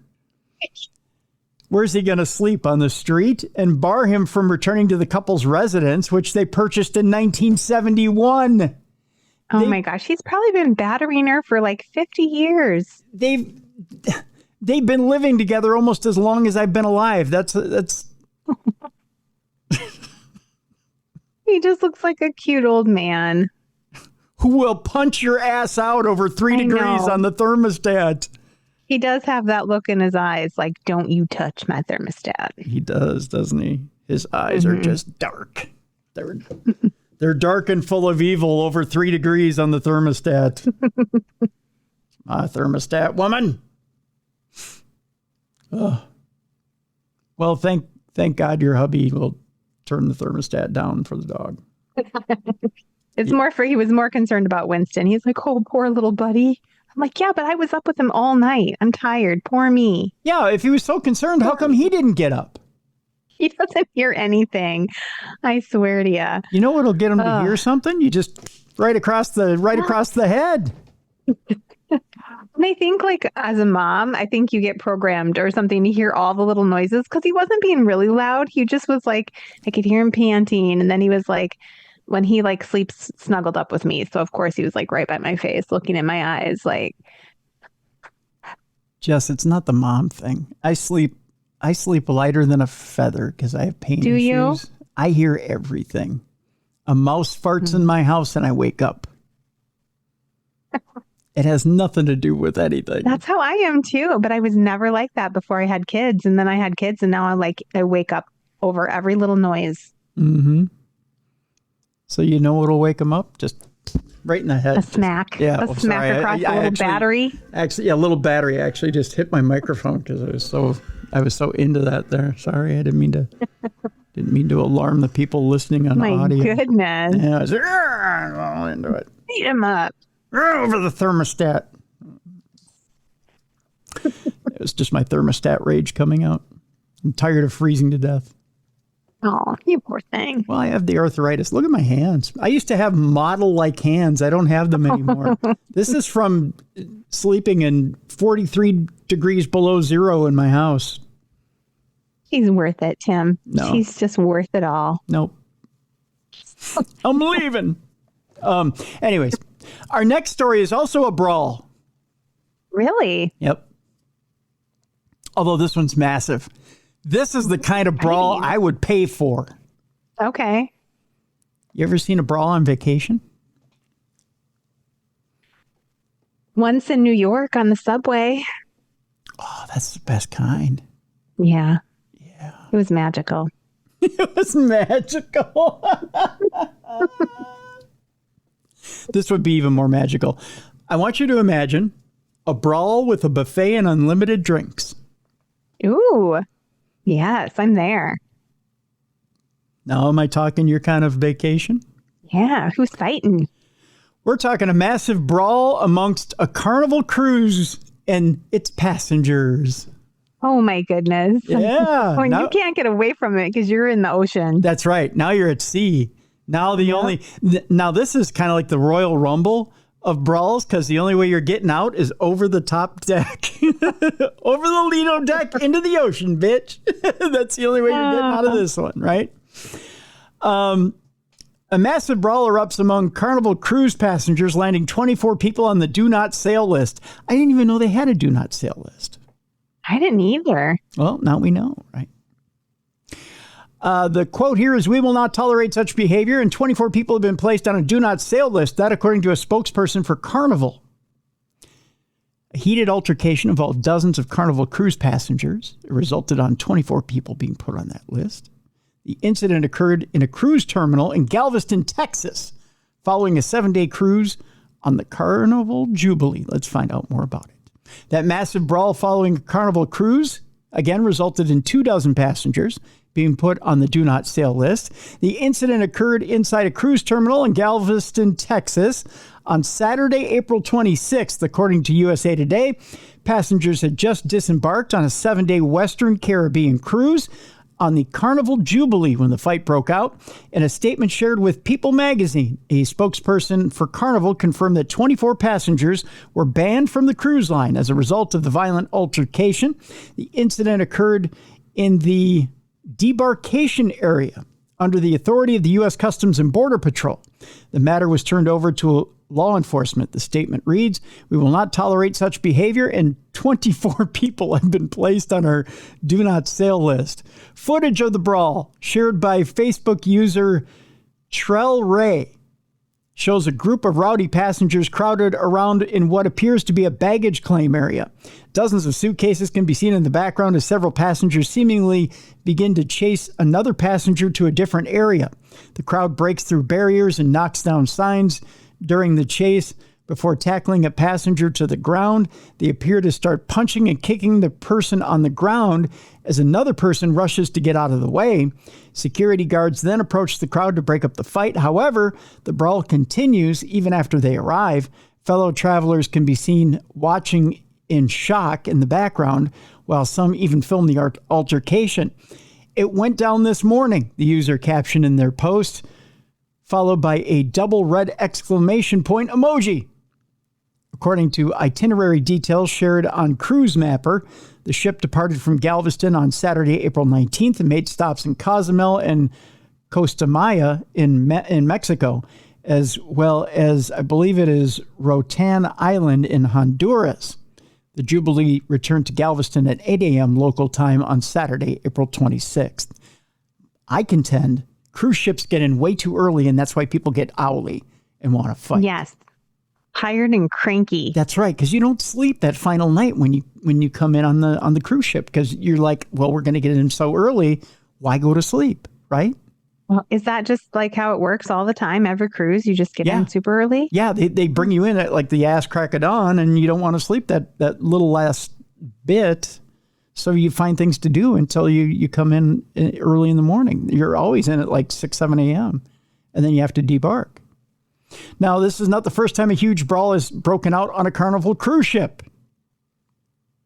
Kind of fun. In June of 2022, a massive fight erupted on the dance floor at a nightclub on the Carnival Magic when it was sailing near the Verrazano Bridge in New York. There were reportedly 40 to 60 people involved in that incident. The New York PD told People at the time that the Coast Guard escorted the cruise ship to Pier 88 and the ship disembarked passengers without further incident. So, fighting on a cruise ship. Why not? I think it's kind of fun. That's just me. I've never been on a cruise ship. No? Now I know you got to stay up all night and then get in a brawl. That's right. Well, them's the rules. Them's the rules. Maybe it's time we start our own cruise. We should. That'd be fun. Just saying. Maybe it's time. We need to hear from you, though, out there in the audience. Who wants to go on a cruise? That's right. Who wants to go on a cruise with us? So we'll have to figure one out. We'll have to get it started. All right, it's time now for the Not Safe for Work part of our program. If you have kids in the room, well, we've probably already changed their vocabulary permanently, but it's time to get them out of the room anyways, so they can't hear the next part of this program. If you're around at work and you got the boss around, well, it's time to put in earbuds. We'll have you do that in 5, 4, 3, 2, 1. The next one is purely having to do with words. Nothing but words, but there is a crime involved. I just like to say nutbush and cockfighting. Put them together. It makes me giggle. Nutbush and cockfighting. That's right. Nutbush and cockfighting. Putting that on a t-shirt. That's right. The nutbush cockfight. It starts here. Second arrest has been made in the nutbush cockfighting operation. That's right. We go to Memphis, Tennessee. That's where my buddy Wayne D is doing his morning show. I wonder if he has ever put money down on the nutbush cockfight. I'm going to have to text him and ask if he's got money riding on that thing. A second arrest is made after a cockfighting operation where over 40 roosters and chickens were discovered at a nutbush home earlier this month. Jose Naranjo is charged with 47 counts of aggravated nutting. No, I mean aggravated cruelty to animals, 4 counts of cruelty to animals and 2 counts of cockfighting. Just where he whipped it out and started sword fighting. Use it like a sword. Yeah, you never cross the streams, though. You never cross the streams. We all know that. Right. On April 9th, officers say they responded to an animal cruelty call at a home in the 1200 block of, wait for it, Wiener Road. No. I'm not making that up. You are too. There's no way. What does that say? Wiener Road. Yep. What the heck? Mm-hmm. You can't make it up. Nutbush cockfight on Wiener Road. I am not a 3rd grader. I am a serious fucking journalist, and I'm going to get through this story. Homeland Security, with the assistance of several other agencies, giggled when they knew they had to go to Wiener Road. Had been serving a warrant for narcotics at the home when they discovered a cockfighting operation with over 40 chickens and roosters in the backyard. That's when they called Memphis Animal Control. Officers say that most of the animals did not have proper shelter. Some were in cages, and some of the roosters were tethered. They also said a dead rooster was found in a cage along with 2 chicken and rooster skeletons, all in the backyard, Jess. That's terrible. That is terrible. The beaks on 2 of the roosters have been filed down. 3 of the roosters had their crowns taken off. So evidently there's dentistry work going on in the backyard. I didn't know about this. And leg weights were attached to some of the roosters. A stuffed rooster glove, often used to train roosters to attack other roosters, was found in the backyard. Several vitamins, steroids, and antibiotics often used in cockfighting were also found on the property. A bullet-resistant vest carrier and bullet-resistant vest were also found under a mattress in the bedroom. 1,488. Oh, I know, they're serious about their cockfighting. Well, when you live on Wiener Road, you kind of have to be. Right? You got to be serious. I mean, it's life or death out there on Wiener Road. $1,488 in cash was found in the bedroom. Several baggies of a white powdered substance and a black scale were also found on the kitchen table. Oh, my goodness. So they're drug-dealing cockfighters on Wiener Road. Well, in order to get the cock hard, you got to have a little Coke. It's not like too much alcohol. It doesn't make it limp. No. Okay. Yep. That's what Scarface would tell you. Oh, yeah? Yep. In order to get the cock hard, you got to have a little Coke. Memphis Animal Control took custody of 44 live roosters and chickens. The remains of other 3 animals were there. I think we went through that part already. I think this is pretty much repeating itself. Police say Jose Naranjo and Perla Hernandez were the only known adults who lived at the home. However, Naranjo was not present on the scene. Hernandez was placed in Homeland Security's custody, but was later released without any charges from them. She was then arrested by the Memphis Police Department. Perla Hernandez, by the way, is 33 years old, is facing more than 50 counts of animal cruelty and 2 counts of cockfighting. She doesn't even have a cock. On her at the present time. They were all at the house. You know what I mean? So she's definitely going to plead innocent at her trial. Definitely not guilty. She's going to say, "Officer, I do not have a cock. It's not on me." She was released from jail on $10,000 bond and due back in court on June 2nd. Look at, she's got this look like, "I don't have a cock." See, she's got that look on her face. She does. That is an I don't have a cock look if I ever saw one. That is.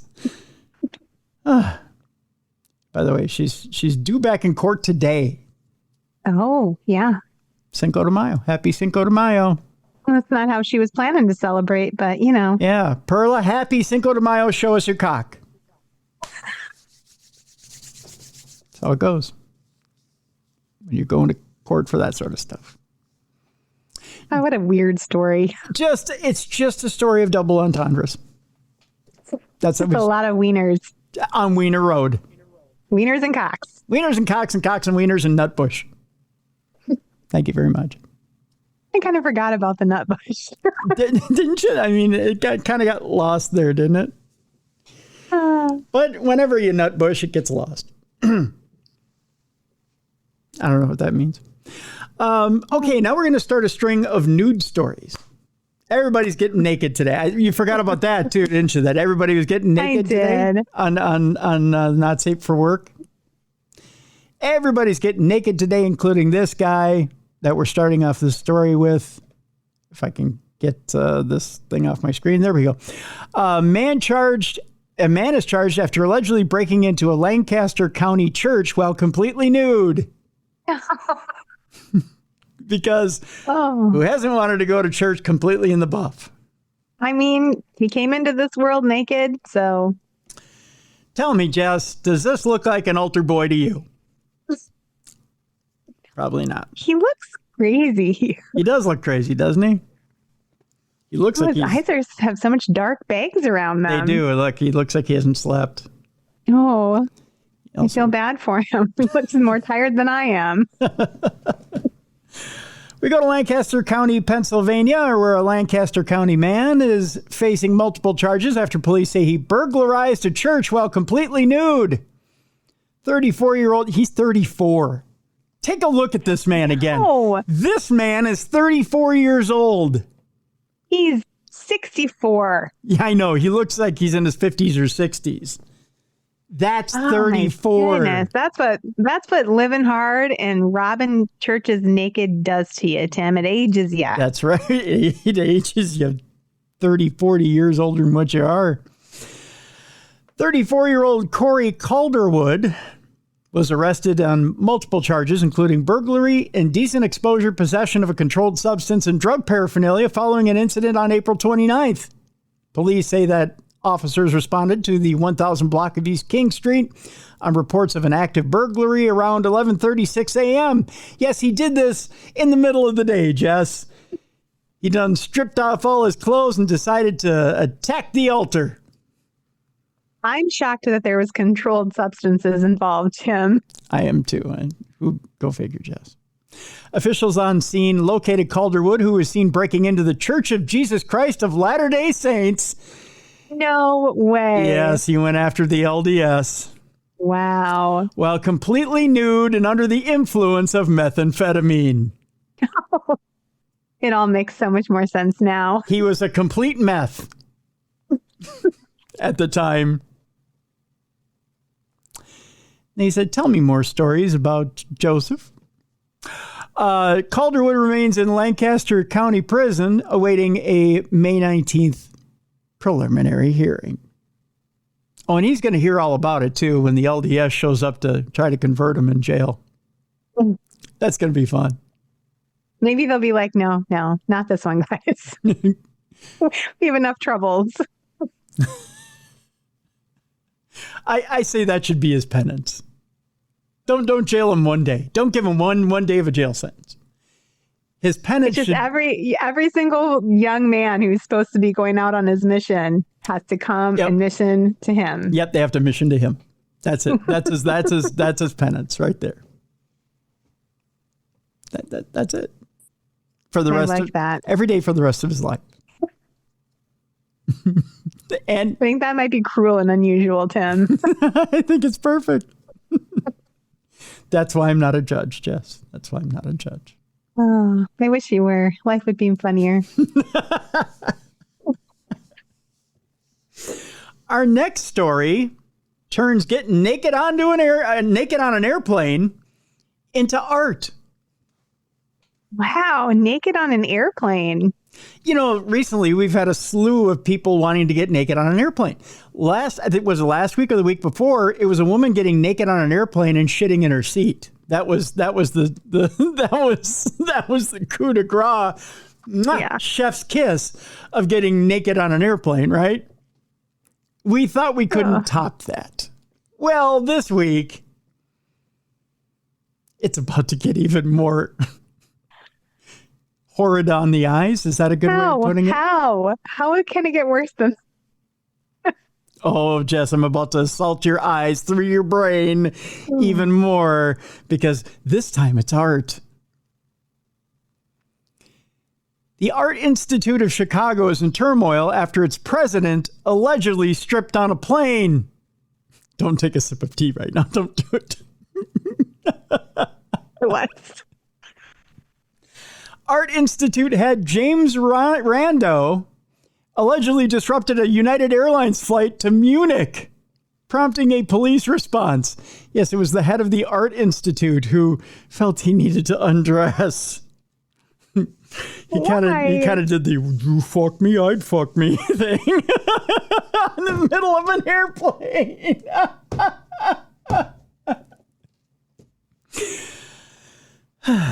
The growing epidemic of unruly air travelers has hit the art world this weekend when news broke that James Rando, the president and director of the Art Institute of Chicago, which is kind of an oxymoron if you think of it, allegedly disrobed in the middle of a flight from the Windy City to Germany.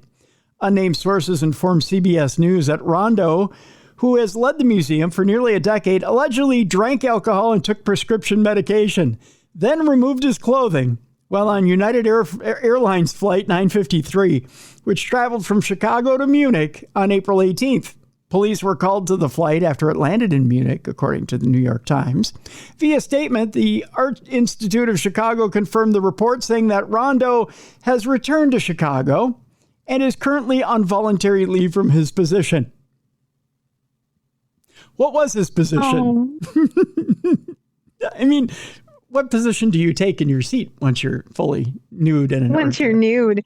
Okay, I pulled him up on the internet, and all the pictures are of him in a suit, and he looks so serious, and I'm just dying at the idea of this man just like stripping. Can you imagine him naked in the seat? No, I cannot imagine him naked. All right. The Art Institute takes this very seriously and has opened an independent investigation into the incident to gather all available information, hopefully not a picture of what was going on. We must see it. Oh, yeah, we need a picture. Art Institute leadership is meeting to determine next steps, according to them. Founded in 1879, the Art Institute of Chicago is one of the largest art museums in the U.S. with over 300,000 pieces in its permanent collection. A picture of him nude in his airline seat is not one of them, and over 30 special exhibitions a year. It's home to works such as Edward Hopper's Nighthawks, Georges Siret's A Sunday on Le Grand Jatte, which is the inspiration to Stephen Sondheim's Sunday in the Park with George, and contrary to the claims of President Donald Trump, Pierre-Auguste Renoir's Two Sisters on the Terrace. I know I pronounced that wrong. Rando was appointed as museum president and director in 2016, following the retirement of longtime leader Donald Druick. He's been at the Art Institute since 1998, first joining the organization as associate curator of contemporary art. Now, Art Institute tax records show, get this, Jess, that he has paid over $1 million annually. The man makes over $1 million a year. What's that? You can't hear me? I can't hear you. We can't hear each other. There you go. There we go. Now we can hear each other. Sorry, I don't know what happened. Okay, say it again. Were you saying how much money he makes? Yes, he makes over $1 million annually. What? Yeah. Wow. He makes $1 million a year to get naked on the flights. He really messed that up. Yeah, he did. United Airlines has not responded to Vanity Fair's request for comment. Who wrote this article? This is a Vanity Fair article. But the April 18th incident on Flight 953 is but one in a growing number of reports of unruly air travelers. According to data from the FAA, by the way, in-flight outbursts have sharply risen since 2019. Prompting the agency to begin referring cases of passenger-related flight disruptions to the FBI. So far this year, the FAA has received 524 reports of unruly passengers. Guess how many were in 2024? Half that. More or less? More. Really? 2,102 reports last year. What? Of unruly passengers on flights. Why? Because people have lost their goddamn minds. They really have. Yeah. Oh my gosh. Yeah. People have absolutely lost their goddamn minds. I have no other way of putting it. Yeah. Well, I get to fly a couple times in the next couple weeks. So lucky me. I will pray for you each time you leave the ground, my friend. Between the way, not to scare you, the way planes are coming down like they've been shot out of the sky and the way people act, although, you know what, planes have, the plane crash thing has settled down a little bit, but. Yeah. But you're going to end up with a naked art director in your lap, I'm pretty sure. Well, I tell you what, if I do, Tim, I'm getting my camera out and I will send that video straight to you. Please do. I need to see it. Yeah. Just somebody getting naked and shitting in their seat. I need to see it. I think I could go viral with that on TikTok. I could finally get a video that everyone likes. Yes. We go from one naked extreme in an airplane to another.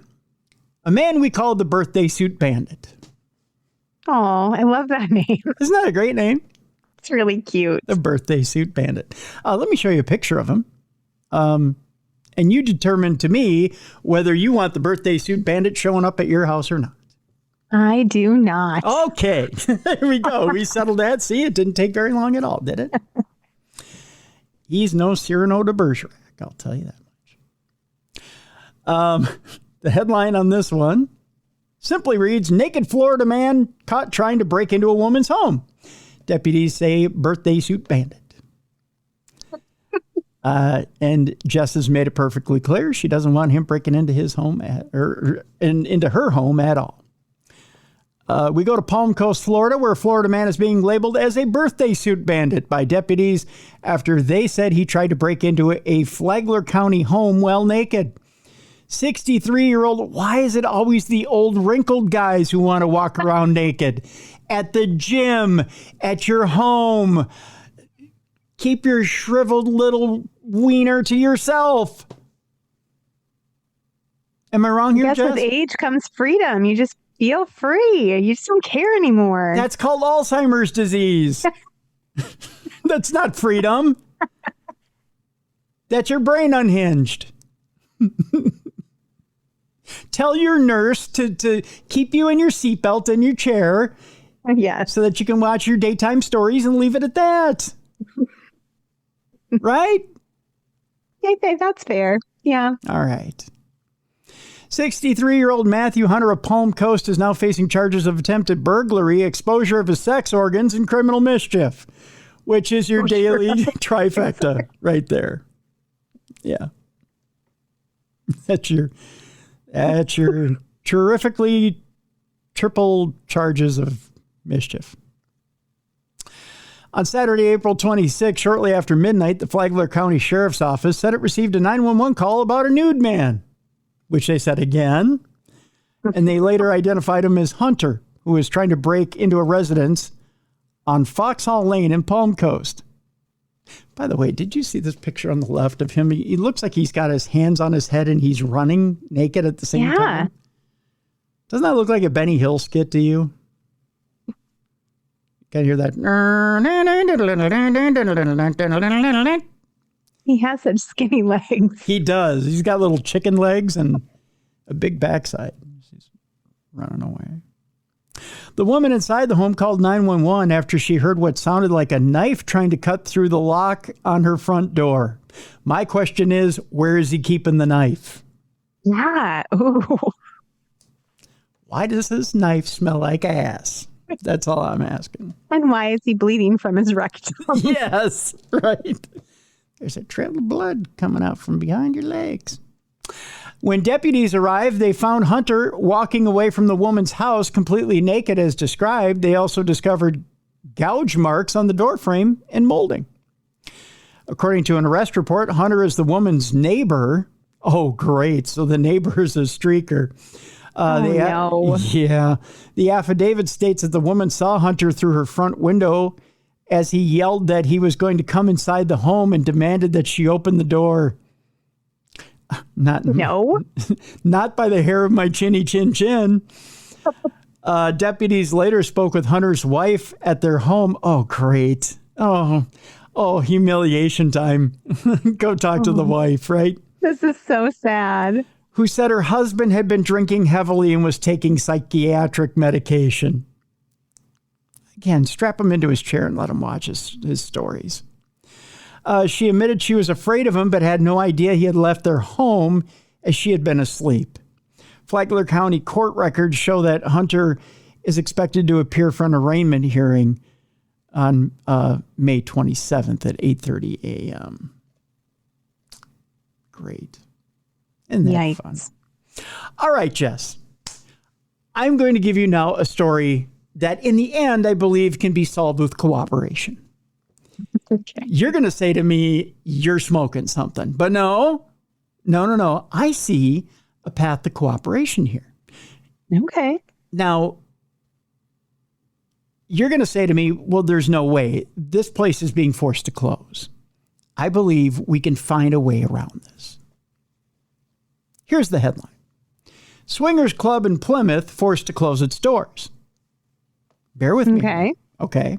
There's a reason why. We go to Plymouth, Connecticut, where a swingers club in Plymouth is being forced to close its doors following a town meeting Tuesday night. The club had been open since a cease and desist letter was given on March 28th.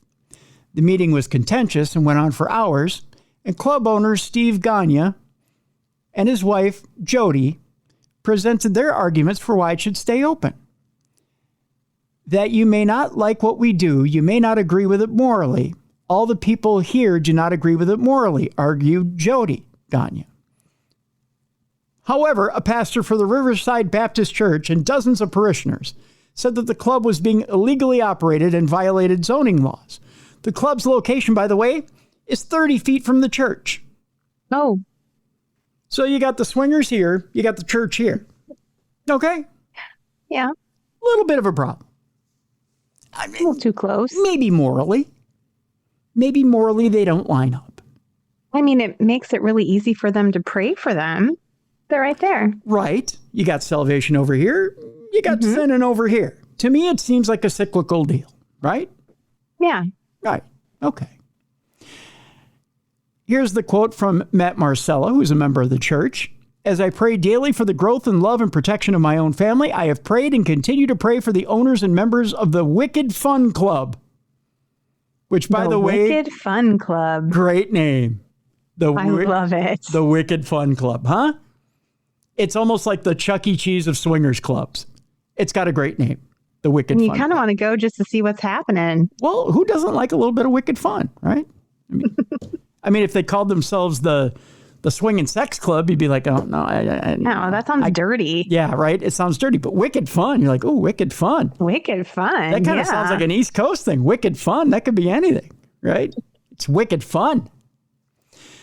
The board said that the line in the appeal that read consenting adults engaged in adult sexual activities is what led them to vote to shut the club down. Now, the town has specific adult use regulations in place for businesses like adult bookstores and adult entertainment cabarets. Plymouth officials said that the club fits into the adult use category of businesses, and one requirement is to be 1,000 feet away from a church. So they're 30 feet away from the church. People at the meeting against the club stated that its existence is not just sinful behavior, but also lawless behavior. Our church shares a parking lot, and the operation happening there directly affects our congregation and families who use our building every week. We have no choice but to speak, said Assistant Pastor Anthony Frazier. Steve Gagne argued that the business is just a private members-only social club and doesn't fall into the adult category. So social club. Right. We're just socializing and hanging out. Right. It's just adults socializing. Keep social in mind as I continue to read. What our club is not, we are not a nightclub. We are not a dance club. We are not dance club. We do not serve alcohol. We are not open to the public as membership is mandatory. We are not a cabaret or adult entertainment venue. We do not allow drugs, smoking, or vaping anywhere inside the club. We are not a brothel or commercial sex establishment, Steve Gagne said. Important to remember. Not open to the public. Right. Okay. A club member also attended the meeting and believed that the community is being targeted for its moral beliefs and not its zoning. It's not about the discomfort of people living differently. And that's not a standard. That's a moral judgment. Frankly, it starts to feel a little familiar. The last time we punished people for their private behavior, well, it was the Salem witch trial, said club member David Epstein. It's wrong, but to whose standard it is it my standard or God's standard? I'm torn. It says, I'm torn tug of war here. If they're not hurting anybody and it's not out in someone's face and it's not, and in public showing, this is a weird statement, and in public showing everyone what it is, then why should it get closed down, said Tim Terwilliger from Bristol. I think they should let them do what they want to do. They were already in there, said Billy McFarland, who's a Bristol resident. Gagne said that he does not plan to file a lawsuit against the town and already is looking for a new location for the club. The club shutdown took effect immediately. The building's landlord said that he did not know what Gagne was going to use the space for and was going to start an eviction process. Now, here's the deal. I'm of a mind, Jess, that this is a misunderstanding, right? Okay. It's a couple of neighbors that don't associate with each other. And this isn't really a godly way to solve this, right? Now, at a church, when you want to get to know your neighbors, how do you get to know them? After services. I mean, you sit next to each other and sure, you shake hands. You say, peace be with you, right? Yeah. But after church, what do you do to get to know each other? Have a cup of coffee and eat some cookies. Or donuts. Yeah. Donuts. Right. And what do swingers do with donuts? I don't know. Well, they throw them on each other's cocks. So here's the deal. We could combine the two activities. We could have coffee and donuts, and we could do ring toss. There you go. Everybody wins. Everybody wins. And we get to make some new friends. The two communities get to know each other. Club grows, the church grows. See? And in the end, we all get to understand each other's communities a little better. That's right. It's just a misunderstanding anyway. It's a misunderstanding. See? And that's why they call me the great misunderstood communicator. Yes. You're a problem solver, Tim. I am a problem solver. Or a problem starter, one or the other. I can't decide which. All right. Our final story today. And then I believe I have a palate cleanser here. Do I have a palate cleanser here? I thought I do. Is that my palate cleanser that I had up here? I thought I did. That's okay if you don't. They haven't been too traumatic. They're funny today. Okay. All right. So then I have my final story here and then we're done. Again, another naked guy. All right. This man is drunk and pantsless and tells police that his name was Charles Dickens. Oh, I like it. That's clever. All right. It was a tale of two identities. 56-year-old Vincent Conroy was allegedly drunk and walking around, of course, a Florida parking lot, wearing only a T-shirt with no pants. Early Wednesday morning, with his private parts on public display, Conroy was spotted with 2 wine bottles and a can of beer. He's having a party. He's having his own party. That's too much. You don't have enough hands. That's right. When confronted by police and asked to identify himself, the suspect provided only the name Charles Dickens. Obviously. That according to the arrest report. It was later discovered his name was Vincent Conroy. In addition to open container and exposure of sexual organs counts, Conroy was charged with providing a false name to law enforcement. After a day locked up in the local Bleak House, Conroy was freed on Thursday, not his lower self, but he was freed on his own recognizance by a county judge. Conroy and Dickens, I have a picture of both of them. Neither look like the other, at least on the top half. I don't know about the bottom. But yeah, clearly. If you're watching the video. Not Charles Dickens. Yeah, if you're watching the video, that's what they look like. So there you go. That is how we end Dumb Crime, Stupid Criminals. Oh, boy. I'm excited to go to Florida. Are you? Is that where you're headed? Well, not this time, but we are going there on a little trip. I've never been. And when we booked the place we're staying, I was like, I don't know if this is safe. Florida's too weird. Can I ask where you're headed? Oh my gosh. Okay, there's an island. All of a sudden, I can't think of it. Marco Island. Okay. All right. I think you're safe there. Yeah. As long as you didn't say Pasco County, then I was going to say you're safe. Yeah. So. I think we'll be surrounded by other tourists, so hopefully we're safe. Yeah, I think so. I think you're good. Yeah. All right. Well, with that, do you have another book for the Hindustan Times to anticipate now? Are you close to publication? Well, I will have actually 4 that come out in August, and 4? Yeah, 4 at the same time. Yes, they should space them out a little bit, but you can start buying them now and space them out yourself. Jeez. I know. The Ghostly Tales of Ohio was already a bestseller on best-selling new release on Amazon, so that was fun to see. So it's available for pre-order already. It's already available for pre-order. I just went and updated my website on Sunday. I was like, I have some new books coming out. I better put them up there. I didn't realize they were already available for pre-order, so I haven't done a good job of shouting them out. But yeah, I'm excited. They're going to be fun ones. All right. So Ghostly Tales of Ohio is already available for pre-order. Tell you what, we'll put, just to get it pumped up even more, we'll put a link to it in the description of this program. So you can, all right. So you can go pre-order Ghostly Tales of Ohio and make the people at the Hindustan Times nervous. So yes, you could also get the Ghosts of the Wild West. That was one of my favorite ones to write. So I'm stoked for that one to come out. All right, we'll put that one up too. Ghosts of the Wild West. All right. Jeez, what is this with you flooding the market? I mean, no, and they were talking to us about the next ones they wanted 4 more for next year, and we had to say we can only do 3. For the love of God. We have families and other things that we're trying to do. You got to tell them, how about 1 a quarter instead of 4 at the same time? Do they believe in quarterly releases? No. Or? Well, because they're regional. And so I think they figure they're mostly regional people. The way they market them, their marketing strategy. But yeah. Interesting. I don't know. I'm not in charge. I just write the books. I see. I can't wait to tell you what we're writing next, though. But I can't because we can't until they release this. Right. But there's a really fun one in there that I'm super stoked about writing. All right. Well, when these 4 come out, we'll have to have you back on the program to talk about 4. Maybe we'll have to space that over a couple of programs. Maybe we'll take 2 and talk about 2 and then the other 2 and talk about the other 2 because 4. How do you cover them all properly?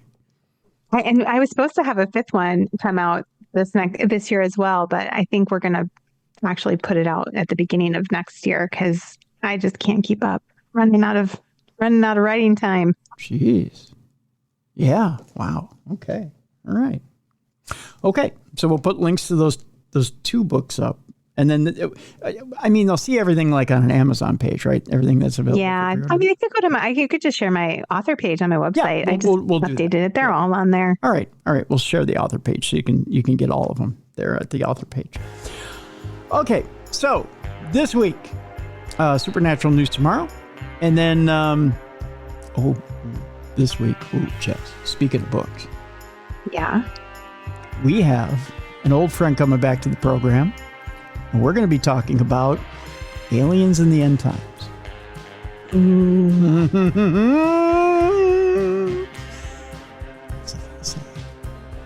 All right. For the day. Such a tease. Yeah, tomorrow I'll tell you more about it. But it's going to be an interesting program. So, well, I'll be listening. I appreciate that. So, yeah, interesting week this week here on Darkness Radio. So, that's about it for that. All right. Again, Apple app, make sure you got it on your device. Store, make sure you check it out. And the YouTube channel, the original Darkness Radio. If you're just listening to the program on audio, make sure you check out the video as well. The original Darkness Radio. Make sure you like and subscribe. That's all I got for you for today. For Jessica Freeberg, I'm Tim Dennis. Thank you so much for tuning in to the best in true crime podcasting. This is True Crime Tuesday.